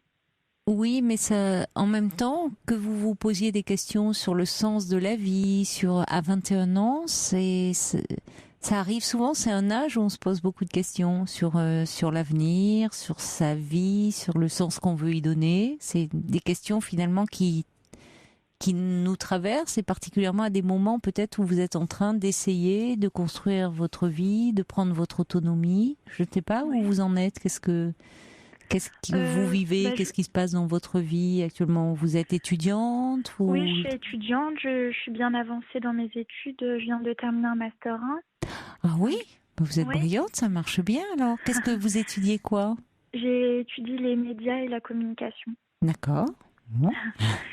Et voilà, tout se passe très bien. J'ai bougé sur la capitale pour mon master. J'ai quitté le sud, où j'ai grandi, donc mes parents aussi. Et c'est vrai que mes angoisses se sont accrues à ce moment-là. Mais au début, c'était des banalités. Voilà, j'avais un peu peur le soir dans mon appartement. J'ai commencé un peu à avoir peur de l'avion, alors que je n'avais jamais eu peur avant. De vraies angoisses, au point d'embêter l'hôtesse de l'air pendant tout le vol, à me sentir vraiment très très très mal. Bon, alors l'actualité en plus là aujourd'hui n'arrange rien dans ces cas-là. Mais vous dites vous avez quitté le sud pour Paris et quand vous repartez le week-end vous prenez l'avion, c'est ça? Non, du coup j'opte pour le train. Ah oui, du coup, mais sinon, auparavant, vous alliez, vous preniez l'avion, non? Oui, avant, je prenais l'avion, oui. Si, mais avant, là, je prenais l'avion sans problème. Du coup, maintenant, j'évite de mettre dans des états bien sûr, oui, si ça doit pas être possible. trop... Donc, ouais. voilà, j'essaye de trouver des alternatives. Est-ce que ça s'est accentué justement depuis que vous avez quitté votre famille pour vous installer à Paris, là, pour vos études? Oui. Mais oui. Vous voyez, il y a déjà un petit élément là de... Après, c'était pas la première fois. J'ai beaucoup bougé aussi dans différentes villes, ne serait-ce que pour des stages. Bon, c'était des périodes assez courtes, 3 mois maximum. D'accord. Mais voilà, j'ai toujours été très indépendante. J'ai toujours été bien entourée. J'ai des amis. En fait, c'est pour ça que je comprends pas pourquoi. Tant mieux que vous ayez. Oui. Mais c'est un moment aussi. C'est pas simple de quitter sa famille, même si au fond vous en aviez envie, que c'est par rapport pour un projet qui vous tient à cœur. Mais c'est quand même une séparation. Oui. Et les séparations, vous savez, c'est pas facile pour tout être humain, même si on en vit tout au long de son existence. Mais il n'empêche que les séparations, c'est toujours un peu compliqué, et en tout cas, ça peut renvoyer, même une séparation qui peut paraître, après tout, dans l'ordre des choses, ça peut ramener à des séparations qui ont été pas très bien vécues au cours de l'existence. Qui sont un peu passés inaperçus, ou quand on était bébé, ou quand on était petit enfant, on entrait parfois à la crèche, à l'école, enfin plein de choses qui... et il y a des choses qui peuvent se réactiver. Donc, je ne sais pas, c'est une hypothèse comme ça, mais ça peut être un élément, comme vous dites, se retrouver seul chez soi, comme vous dites, vous rentrez, vous ne pouvez pas parler de votre journée, vous êtes seul chez vous. C'est des choses qui peuvent raviver un peu des angoisses comme ça. Mais vous n'en avez jamais parlé à un médecin? Vous n'avez pas de traitement? Vous n'avez vu personne pour ça? Non. Et quand ça se manifeste, les crises d'angoisse, qu'est-ce qui se passe? Qu'est-ce que vous ressentez? Alors, là, en fait, dernièrement, ce que j'ai remarqué, parce que du coup, j'essayais de comprendre d'où ça venait, pourquoi, c'est souvent quand je suis un peu fatiguée. Quand je me sens un peu fatiguée, je commence à en fait paniquer. Ça joue, vu que je suis toute seule. Et même des fois, quand je ne suis pas seule, en fait, c'est ça qui m'interpelle. C'est par exemple quand je viens de terminer un dîner avec une amie, tout se passe bien, et d'un coup, je vais me sentir mal, je vais avoir un profond mal-être, mais incontrôlé. Je vais commencer à avoir l'impression que je suffoque, etc. Oui. Et je ne sais pas d'où ça vient, et je ne sais pas comment ça peut partir. Et donc, du coup, c'est vrai qu'est-ce que vous faites alors dans ces cas-là? Parce que c'est pénible comme sensation, hein, c'est caractéristique, l'impression de ne plus arriver à respirer, à suffoquer. Oui. Exactement. Du coup, quand je suis seule, j'appelle quelqu'un. Souvent, c'est mes parents, mais j'essaye d'éviter parce que des fois, je les réveille tard. On n'a pas forcément le même rythme de vie. Oui. Et quand je suis face à quelqu'un... Ils doivent s'angoisser, vos parents, en plus de vous sentir comme ça. Mais est-ce que ça vous fait du bien de parler quand même Oui, exactement. Et c'est comme ça que j'ai remarqué qu'en fait, c'était beaucoup dans ma tête. C'est qu'en fait, en parlant, la moitié des symptômes disparaissent. Oui. Mais dès lors que je raccroche ou que je quitte la personne avec qui j'étais, ça me reprend et... Oui, mais alors ça, c'est une très bonne chose. Vous avez constaté que le fait de parler, d'avoir quelqu'un finalement à vos côtés, de pouvoir dire je me sens pas bien, ça ne va pas, déjà ça dénoue un peu les choses. Vous vous sentez moins oppressé. Exactement. Et ça peut, si ça arrive par exemple quand vous êtes dans le métro, il faut pas hésiter à, même la personne dirait, même si vous avez quelqu'un, vous tournez vers la personne vous trouvez qui a l'air sympathique, enfin la plus ouverte, en disant je me sens pas bien. Le simple fait parfois de pouvoir le dire et de tomber sur quelqu'un qui va pouvoir vous écouter ou vous rassurer peut faire baisser un peu le seuil d'angoisse. Là où la plupart du temps on essaye de le dissimuler. On dit, voilà, ça va passer, il faut pas que ça se voit. Et plus on essaye de mettre un couvercle dessus, plus ça s'accentue. C'est ça, exactement. Mais voilà, je sais pas pourquoi, en fait, et ça me... Oui, mais parce qu'il n'y a pas toujours, si vous voulez, il n'y a pas une explication immédiate. Et en tout cas, c'est certainement pas quand vous êtes en crise, enfin quand il y a une crise d'angoisse, que vous allez comprendre pourquoi. Là, vous êtes submergé par des symptômes. Ce qui est important de savoir déjà, c'est que même si c'est pénible à vivre, parce qu'on peut avoir la sensation que on a la cage thoracique complètement broyée, donc on peut plus respirer, ou une boule dans la gorge, ou le ventre noué, ou on peut se mettre à transpirer beaucoup. Dans les faits, le cœur aussi, le rythme cardiaque qui s'accélère, dans les faits, il ne vous arrivera rien de grave. C'est-à-dire sur un plan physique, on n'en meurt pas d'une crise d'angoisse, il n'y a pas de souci, il n'y a pas de... Bon, j'ai peur de devenir folle, en fait. Alors ça n'a rien à voir avec la folie non plus, l'angoisse. Parce qu'en fait, oui. Excusez-moi. Non, en fait, quand ça m'arrive, du coup, forcément, j'ai envie que ça s'arrête. Ah bah évidemment, et ça je vous comprends, bien sûr. Je pense à des choses auxquelles j'aurais jamais pensé. Enfin, j'ai pas envie de... Vous pensez à quoi? Je me dis, ça vaut pas la peine d'être vécu, c'est pas possible de ressentir des choses Ah mais comme je comprends ça, parce que c'est vrai, l'angoisse, mais je vous comprends, Linda, l'angoisse, ça fait très mal. C'est-à-dire, je vous disais que déjà se dire que, mais visiblement c'est pas votre peur à vous, mais il y a des personnes qui pensent, elles vont aux urgences à l'hôpital tellement elles sont mal et elles pensent qu'elles vont mourir.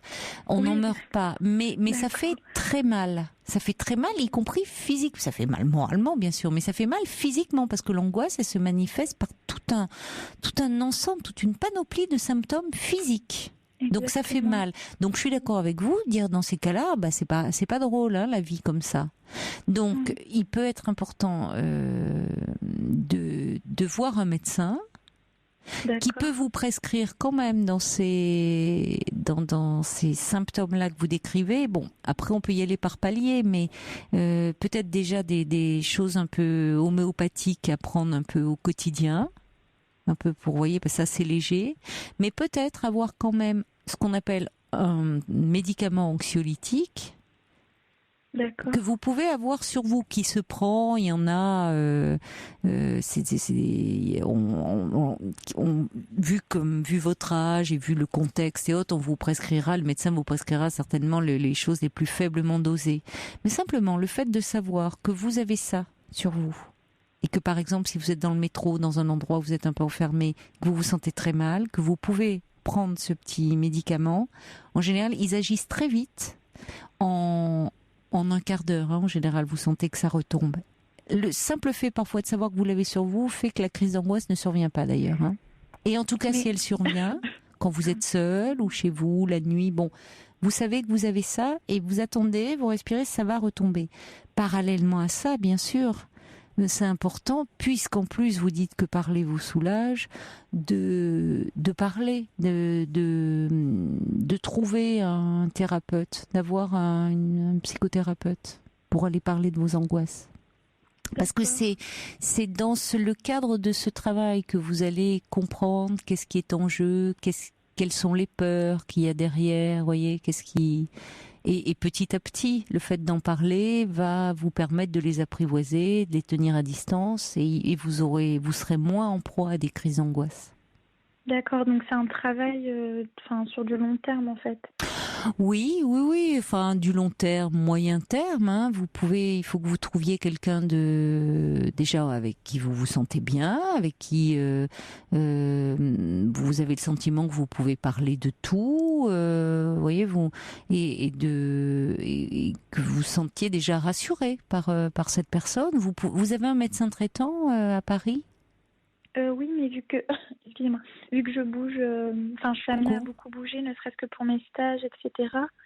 Ça risque d'être un peu compliqué. Du coup, je sais pas où est-ce que je vais voir quelqu'un du coup, mais en tout cas, je vais y réfléchir. Mais vous pouvez, c'est-à-dire que vous n'êtes pas obligé. Il faut trouver, c'est-à-dire quelqu'un, avoir quand même une certaine, qu'il puisse y avoir un peu un suivi pendant quelque temps. Mais après tout, ça vous empêche pas de bouger. Donc ça peut être pas mal déjà, puisque vous êtes amené un peu à voyager, d'avoir un traitement. Justement, c'est cet aspect-là aussi qui m'angoisse. En fait, je pense que j'ai du mal à accepter déjà mes angoisses.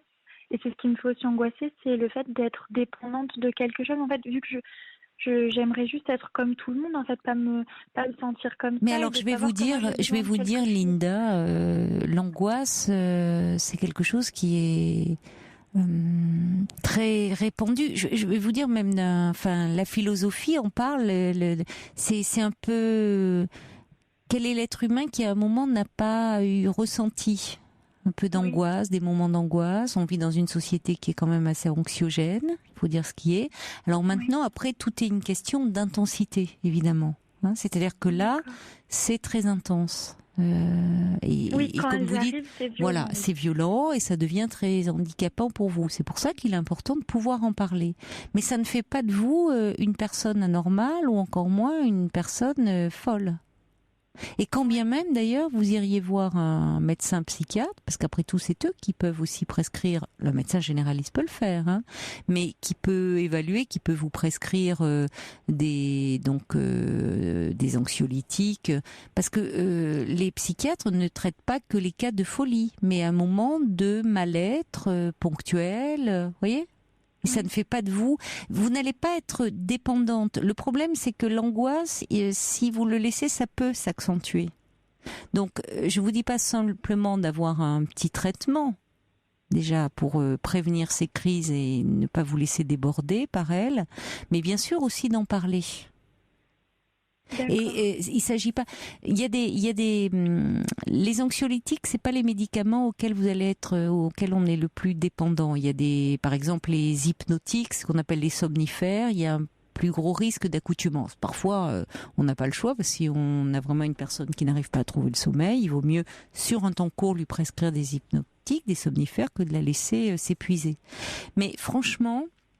Je vous dis pas vous n'allez pas prendre des anxiolytiques toute votre vie, rassurez-vous, Linda.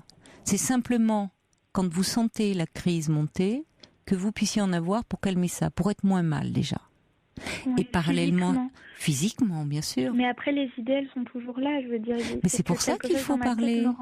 Oui. Mais c'est pour ça qu'il faut parler. Bien sûr, je vous dis pas de prendre juste un traitement et de ne pas parler, parce que vous avez des choses à dire. Parce que il y a un contexte, il y a des peurs que pour le moment vous n'arrivez pas clairement à identifier, mais c'est normal. C'est justement, c'est comme un symptôme. Quand on a de la fièvre, hein, la température monte. On ne sait pas toujours pourquoi, c'est qu'il y a quelque chose derrière, mais on n'arrive pas à identifier. Alors, on peut faire chuter la fièvre, mais si on ne soigne pas le problème qu'il y a derrière, elle va revenir. L'angoisse, c'est un peu la fièvre, si vous voulez, psychologique. Ça signifie qu'il y a quelque chose qui préoccupe, qui a besoin d'être un peu parlé, élaboré. Et donc, on agit dans l'urgence pour éviter un peu ces crises. Et puis à côté de ça, on en parle. Mais vous savez, c'est plus répandu qu'on ne le pense. Et encore une fois, ça n'a rien à voir avec la folie. Hein. Il faut vous rassurer là-dessus. Et je pense... Oui, ou la dépression. C'est autre chose, la dépression. La dépression, si vous voulez, ça se traduit par souvent une immense fatigue. Alors après une crise d'angoisse, vous pouvez être très fatigué aussi, pour faire la part des choses. Pourquoi vous me parlez de dépression ? Non, parce que ça me fait peur. Mais c'est normal que ça vous fasse peur parce que c'est quelque chose qui, évidemment, est très pénible à vivre et puis qui, à un moment, survient, comme vous dites, à n'importe quel moment, au moment où vous vous y attendez le moins, au moment où il faudrait pas. Et évidemment, vous êtes submergé, vous êtes mal et vous savez pas pourquoi. Mais en tout cas, la peur, vous savez, les médecins psychiatres, c'est ce qu'ils entendent couramment, la peur d'être fou. Hein. C'est pas parce que vous avez des crises d'angoisse que vous êtes folle. Ça n'a rien à voir. Ou dépressive. Alors dépressive, et quand bien même d'ailleurs vous auriez à un moment vous auriez un état dépressif, ça peut arriver.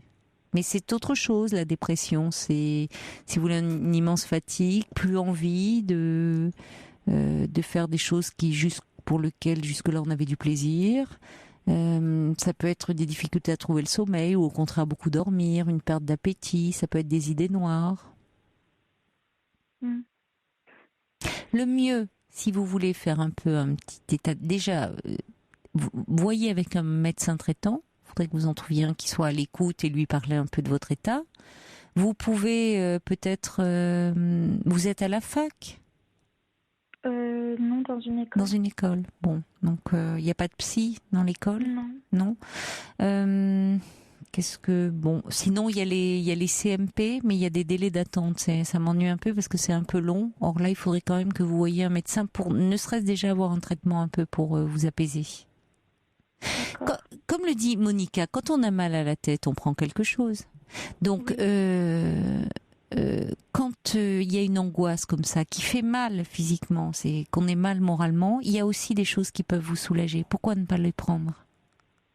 Vous voyez, on ne reste pas avec une douleur morale. La douleur physique, on accepte maintenant, heureusement, de la prendre en charge, de se soigner. Pourquoi avec une douleur morale, il faudrait tenir ? Je vous dis pas de prendre des médicaments toute votre vie, mais ponctuellement, ça va vous aider. Et franchement, c'est très répandu. Il ne faut pas vous inquiéter là-dessus. Et le fait d'aller en parler, de trouver, vous pouvez demander à un médecin traitant aussi. Par exemple, si vous êtes, je vous parlais de médecin psychiatre, parce que si vous êtes étudiante, parfois on n'a pas beaucoup des revenus, il pourra vous faire une feuille d'assurance maladie. Si vous allez voir un psychologue ou psychothérapeute, il n'est pas médecin, donc vous ne pouvez pas être remboursé. Voyez, on ne peut pas faire de feuille d'assurance maladie.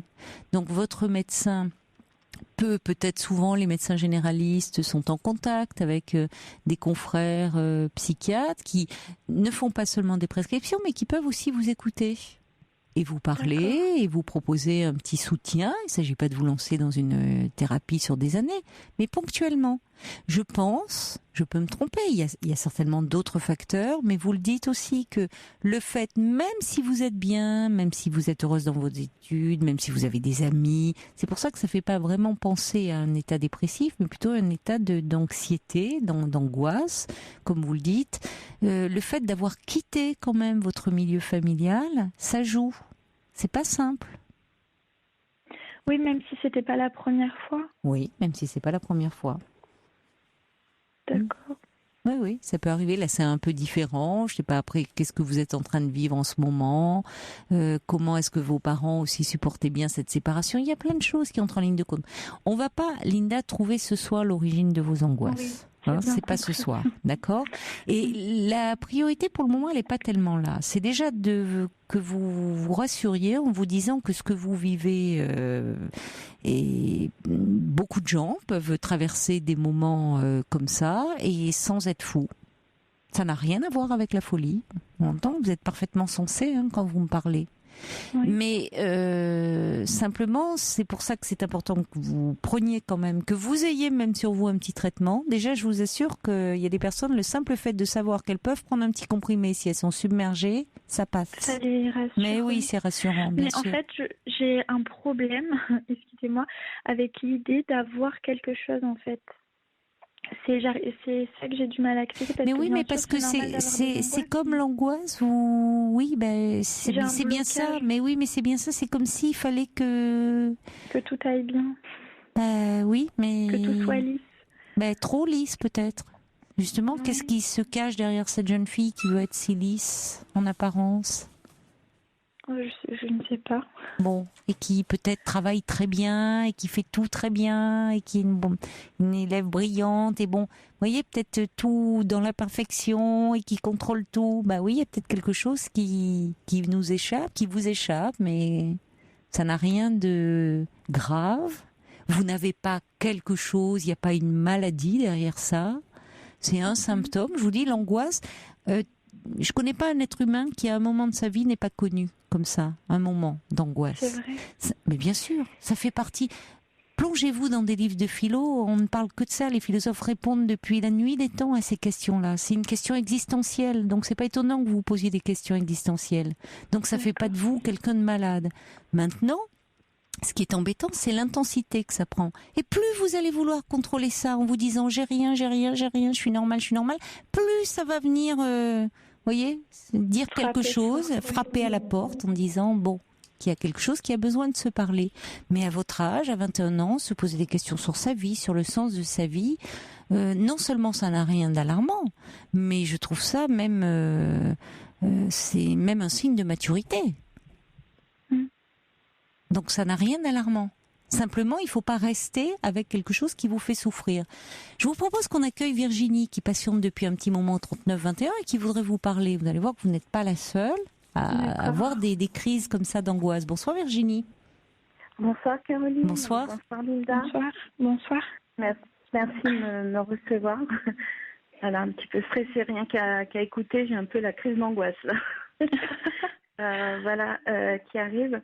En fait, je me permets d'intervenir parce que moi, j'ai quitté ma famille pour rejoindre mon amoureux sur Paris à l'époque, sauf que moi, je suis partie du Nord.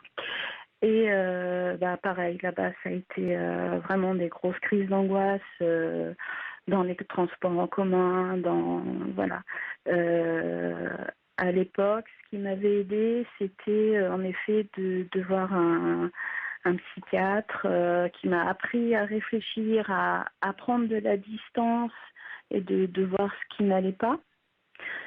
Et puis, ça s'est arrangé.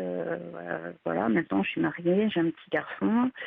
Mon papa est décédé il y a 3 mois et là, j'ai de nouveau des grosses crises d'angoisse,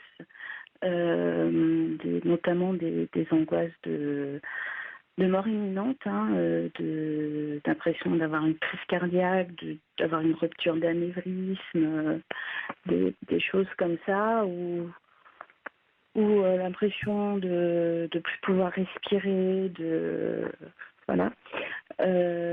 Donc actuellement, moi, je suis aussi en formation pour me former en sophrologie, et je suis également suivie par une psychologue. Et en fait, ensemble, on travaille justement en ce moment sur ces crises d'angoisse, notamment sur le fait de visualiser cette angoisse. Par exemple, fermer les yeux, de lui donner une couleur que tu n'aimes pas. Je me permets de te tutoyer. Et à chaque expiration, de la faire sortir. Tu vois, par exemple, lorsqu'il y a une boule dans le ventre, oui. Imaginez tout le chemin à chaque expiration jusqu'au nez pour qu'elle sorte. Donc ça, c'est en sophrologie que vous faites ça, une forme de visualisation mentale, d'accord. Oui, c'est vrai que des techniques telles que la sophrologie, la relaxation peuvent aider à vous apaiser. Oui. Et ça vous aide? Oui. Encore une chose, Virginie? Encore une petite chose? Je voulais juste aussi dire que il y avait d'autres choses aussi. C'est le corps qui manifeste une angoisse, oui, en effet psychologique. C'est je m'exprime mal, excusez-moi. C'est-à-dire qu'en tout cas, c'est quelque chose de psychologique, mais qui se traduit, qui s'exprime aussi dans le corps. Et c'est pour ça qu'on dit l'angoisse fait mal. Oui, il y a quelque chose au départ d'une douleur morale, une douleur psychique, mais qui ne se traduit physiquement. C'est pour ça que d'ailleurs beaucoup de gens, je vous dis, finissent les crises d'angoisse, il y a des attaques de panique même, se retrouvent aux urgences en pensant qu'ils ont des problèmes cardiaques, des problèmes respiratoires. Bon, donc c'est déjà important de savoir que quand il y a des crises comme ça très fortes, on n'en meurt pas. Vous n'allez jamais mourir d'une crise d'angoisse, même si ça fait très mal. Donc après, il peut y avoir effectivement au long cours des techniques pour apprendre à respirer, à se relaxer. La sophrologie en ça est très bien. Mais vraiment, n'hésitez pas à aller parler. Et vous voyez, je vais vous lire quelques messages. Il y a Cathy qui dit « Il ne faut pas avoir peur des anxiolytiques. Vous l'aurez à votre portée dans votre sac sans être obligé d'y toucher. Mais ce qui est important, c'est d'aller en parler. Et Cathy dit, ça passera. Je parle d'expérience ancienne. Il y a Marie qui dit, je veux bien continuer à parler à Linda. J'étais comme elle, fut un temps. Et il y a Violaine qui dit, lorsque ça m'arrive, j'ai appris à inspirer, à expirer très profondément et ça atténue mon angoisse. Oui, c'est là où comme vous le disiez, Virginie, ça peut aider toutes ces techniques-là. Il y a Flo qui dit, vous pouvez dès demain déjà demander quelque chose un peu à la pharmacie en attendant de voir un médecin, quelque chose de doux, mais qui peut vous rassurer, vous faire du bien. Flo qui dit « Je suis comme vous ». Il y a Natacha qui dit « Vous savez, les traitements contre les crises d'angoisse, les anxiolytiques sont très efficaces et ça n'assomme pas, ça ne va pas vous abrutir, hein. Faut pas avoir peur, même justement, parce que c'est la peur parfois des gens d'être complètement assommés. Pas du tout. C'est au contraire, ça évite là toute cette espèce de panique qui vous envahit et qui est très pénible. Alors après, bien sûr, comme le dit Brigitte, ça serait apaisant pour vous aussi de voir régulièrement un psy à qui vous pourriez vous confier. Ça sera un point d'appui. Voilà, aussi, vous voyez, un peu un repère. Merci beaucoup. Il y a aussi Janine qui dit « Vous pouvez contacter un BAPU proche de votre école. Bon courage, je vous envoie toute mon amitié. Et sachez que vous n'êtes pas du tout la seule dans cette situation. Courage à vous. » Donc, il y a Clara qui dit « Je vais très bien aujourd'hui. J'ai fait une thérapie de la sophrologie et ça m'a aidé à surmonter les crises d'angoisse. » Et comme je sais qu'il y a beaucoup de jeunes qui nous écoutent, les BAPU, donc qui sont les bureaux d'aide psychologique universitaire, vous pouvez les contacter en tapant le site www.fsef, c'est la Fondation Santé des étudiants.net, www.fsef.net. Il y a également le fil santé jeune, c'est anonyme, c'est gratuit, c'est le 0800 235 236, 0800 235 236, www.filsantéjeune.com. Et la crise d'angoisse, le mal-être, ça fait partie justement des exemples évoqués parmi les appels qu'ils reçoivent le plus souvent au niveau du fil santé jeune. Donc vous voyez, vous n'êtes vraiment pas la seule dans ce cas. D'accord. Mais vraiment, faites-vous aider parce que ça, le plus vous allez attendre avant d'accepter comme ça une prise en charge, plus ça peut s'accentuer ces crises. Ça serait dommage. Et m'handicaper, oui. Oui. En fait, vraiment. c'est juste que dans mon entourage proche, j'ai l'impression d'être la seule en fait à me sentir comme ça. Mes amies ne comprennent pas, elles me regardent un peu. Elles sont là pour moi, mais elles, excusez-moi, elles vivent pas la même chose au même moment, donc. Voilà. Oui, mais parce que vous parlez de vos crises, donc quand elles sont au moment le plus fortes, le plus intense. Vous voyez, donc, mais ça veut pas dire parce qu'elles n'ont pas traversé ça, que à un moment, je ne leur souhaite pas, mais ça peut leur arriver. Et vous parlez d'état dépressif. On peut traverser à un moment un petit état dépressif, et encore une fois, ça n'a rien à voir avec la folie, ça.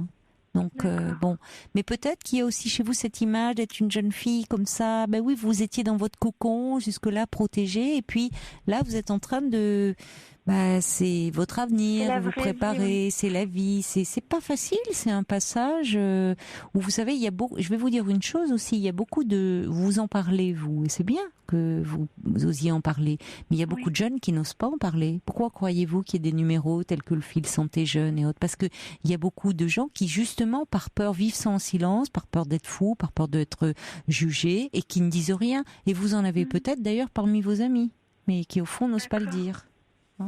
J'avais pas vu les choses comme ça. Ah oui. Donc, alors il y a Tina qui dit que le yoga aussi peut vous faire du bien.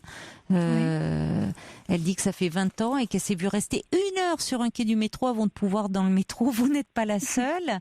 Il y a Margaret, elle avait peur de traverser. Je trouve plus son message. Zut, parce que je reçois tellement de messages. Oui, à une époque, pour prendre un train, il lui était impossible de traverser un boulevard en bas de sa rue, tellement elle avait une angoisse de traverser avec l'impression de mourir au milieu du boulevard. C'est irrationnel, c'est inexplicable, voyez, mais ça survient comme ça. Et ce que je veux vous dire, c'est que vu le nombre de messages que je reçois, ça confirme bien que vous n'êtes pas la seule à traverser ça. Ah tiens, il y a Jeanne qui dit que Florence Foresti parle de ses crises d'angoisse dans son spectacle, Foresti Party, et la manière qu'elle a de les dédramatiser est hilarante. Jeanne qui dit vraiment, je vous conseille de regarder ce sketch. Ça va déjà un peu dédramatiser le problème. De la chose, oui. D'accord ?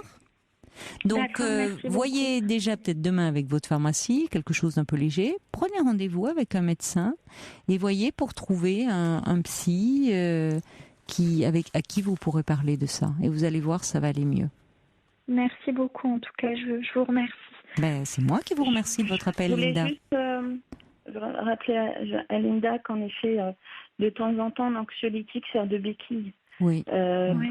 Pour soulager vraiment tout de suite, quoi. De temps en temps, ça fait du Ça bien aide. de le prendre parce que ça te permet de redescendre un petit peu et voilà, et ça se passe bien, quoi. Merci beaucoup Virginie d'avoir pris la peine d'appeler pour réconforter Linda. Merci. Merci. Au revoir. Et puis vous pourrez nous rappeler Linda dans quelques temps pour nous donner de vos nouvelles. Oui. Je suis sûre que ça va aller mieux.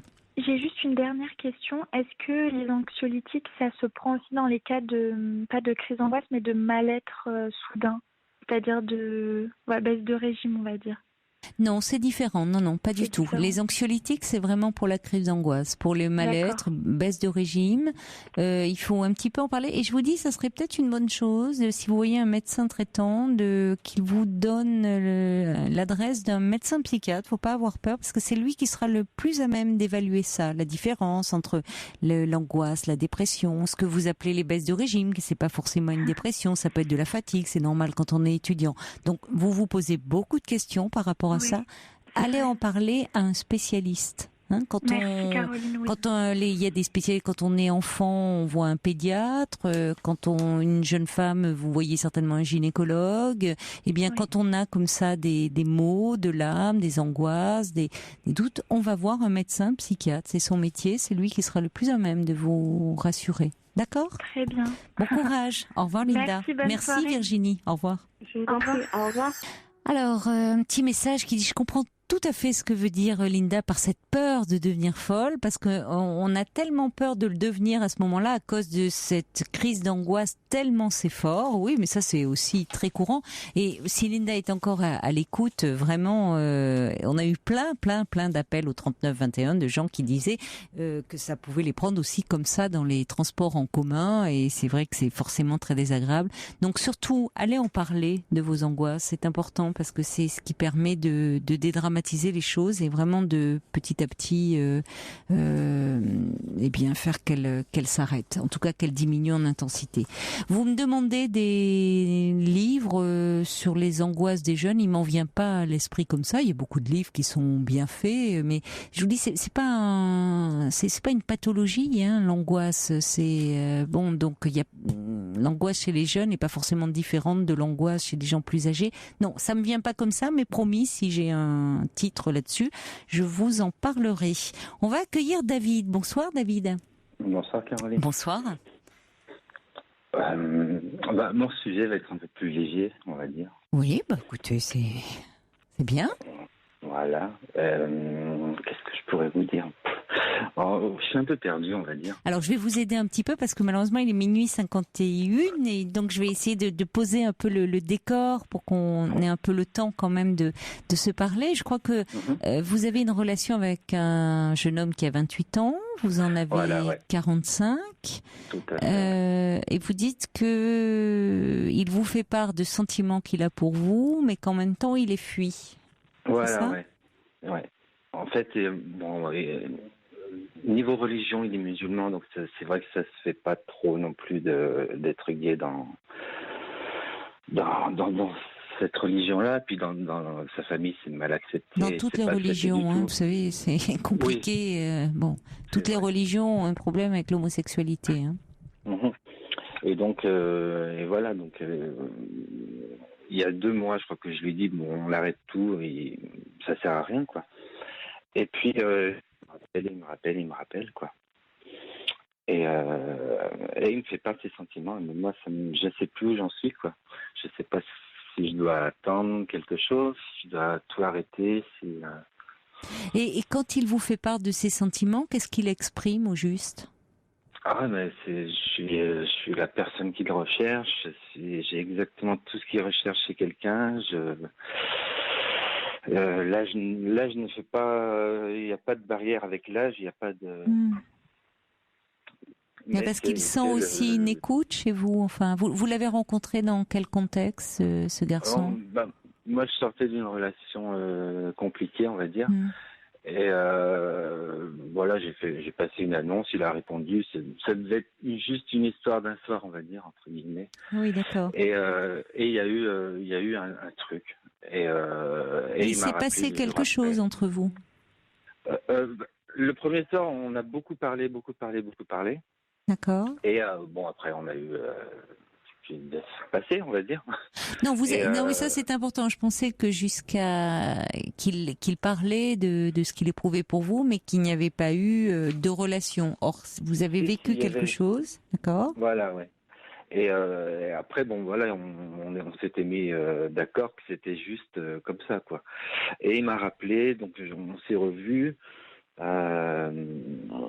Et il y a un truc qui s'est passé, quoi. Je saurais pas l'expliquer. Et vous éprouvez aussi. Oui, c'est-à-dire que vous aussi, vous éprouvez des sentiments pour ce garçon.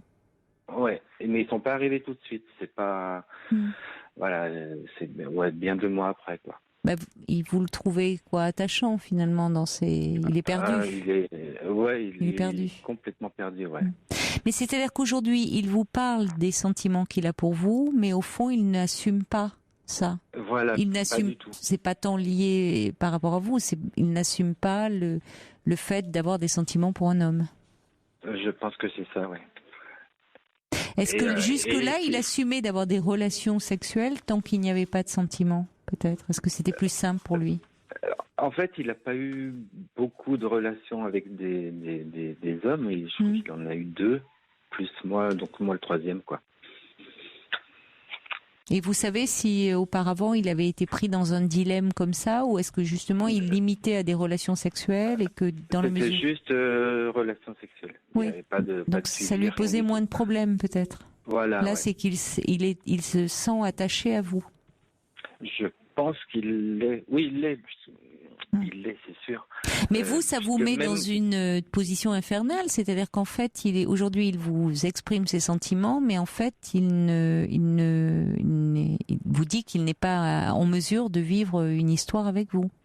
Voilà. Et il me dit, si on habitait ensemble, on ferait ça, mais on ne peut pas. Voilà. Et donc moi, je suis complètement perdu, quoi. Parce que je veux pas le lâcher non plus. Bah oui, c'est troublant, pour vous et perturbant, évidemment. Ouais, là.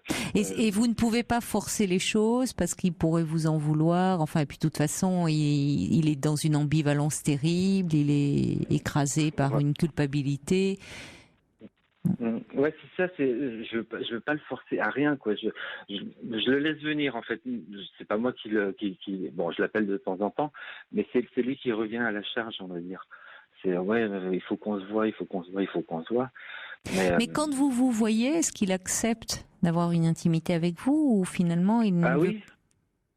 Oui. Ah oui, quand même, d'accord. Oui. Il n'est pas que dans les paroles.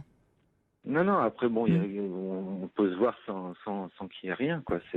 Non, mais je comprends bien, mais enfin, il n'est pas que dans une relation. Il pourrait être dans une relation platonique parce qu'il n'assumerait pas. Or, en fait, si, il s'est déjà passé quelque chose entre vous, mais c'est vraiment, il y a quelque chose entre lui et lui. Il faudrait déjà pour lui-même, quand même, qu'il se fasse un peu aider parce qu'il est écrasé par la culpabilité, par... Ouais, c'est ça.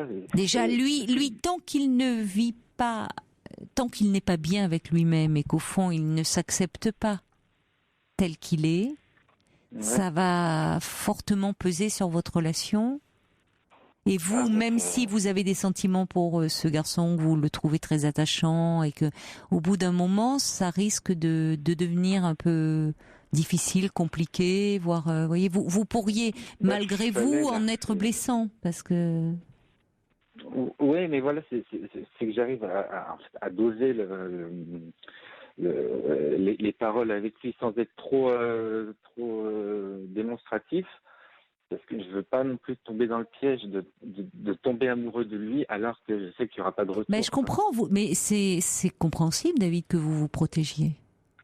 C'est humain. Oui, mais le bouclier, il est en train de se fissurer. Bien sûr, mais je comprends bien. C'est pour ça que c'est très perturbant pour vous. Mais en même temps, vous avez raison de vous protéger. C'est-à-dire que vous sentez bien que c'est pas gagné. Je vais vite là, mais dans le sens où ce garçon, tant qu'il, même si au fond. Déjà, il y a eu, il est dans une grande ambivalence, mais au fond, il est dans un mal-être parce qu'il n'arrive pas à s'accepter. Alors, est-ce que c'est le poids, justement, d'une tradition, d'une culture, la peur d'être rejeté? Ça serait important qu'il se fasse aider. C'est ce que vous pouvez lui dire, déjà pour lui-même, parce que au fond, il souffre de cette situation. Et puis par rapport à vous-même, c'est-à-dire que ça risque de peser sur votre relation, et il vous met aussi dans un rôle qui n'est pas le vôtre, presque de l'aider à dépasser cette difficulté-là. Or, vous ne pouvez pas être à la fois son amant, son amoureux et son psy. Vous voyez, ça risque de perturber votre relation. Donc, tout en vous montrant comme vous l'êtes, plein de compréhension et de bienveillance vis-à-vis de lui, parce que vous lui dites au fond que vous aussi vous êtes très attaché à lui, mais qu'en même temps vous ne pouvez pas jouer tous les rôles, et que ce serait important qu'il se fasse aider déjà pour lui. Et vous pouvez continuer à le voir, voyez, vous pouvez continuer à le voir, mais qu'il ait un lieu où il aille déposer ça. C'est-à-dire que sinon, vous, ça va être très perturbant, et je vous dis, à un moment, ça peut même être un peu vous agresser. Et que ces atermoiements, même s'il est pris dans quelque chose qu'il ne maîtrise pas. Peut-être hors antenne, on pourra vous donner les coordonnées d'une association Contact que vous pourriez communiquer à ce garçon, qui pourrait l'aider. Déjà pour en parler, prendre contact avec eux, c'est le cas de le dire, et en parler un peu. D'accord ? Bon courage. Ne raccrochez pas, David. Paul va vous reprendre en antenne. Bon courage, David. D'accord. Merci. Merci, au revoir. Je vous souhaite une très belle nuit, un excellent week-end avec Sophie, bien sûr. La semaine prochaine, c'est Roland Pérez qui sera à vos côtés. Et moi, je serai de retour le 30. Je vous embrasse. Bonne nuit, bon week-end. Il est 1h du matin sur Europe 1. Et c'est l'heure de retrouver Jean-Marc Morandini en rediffusion.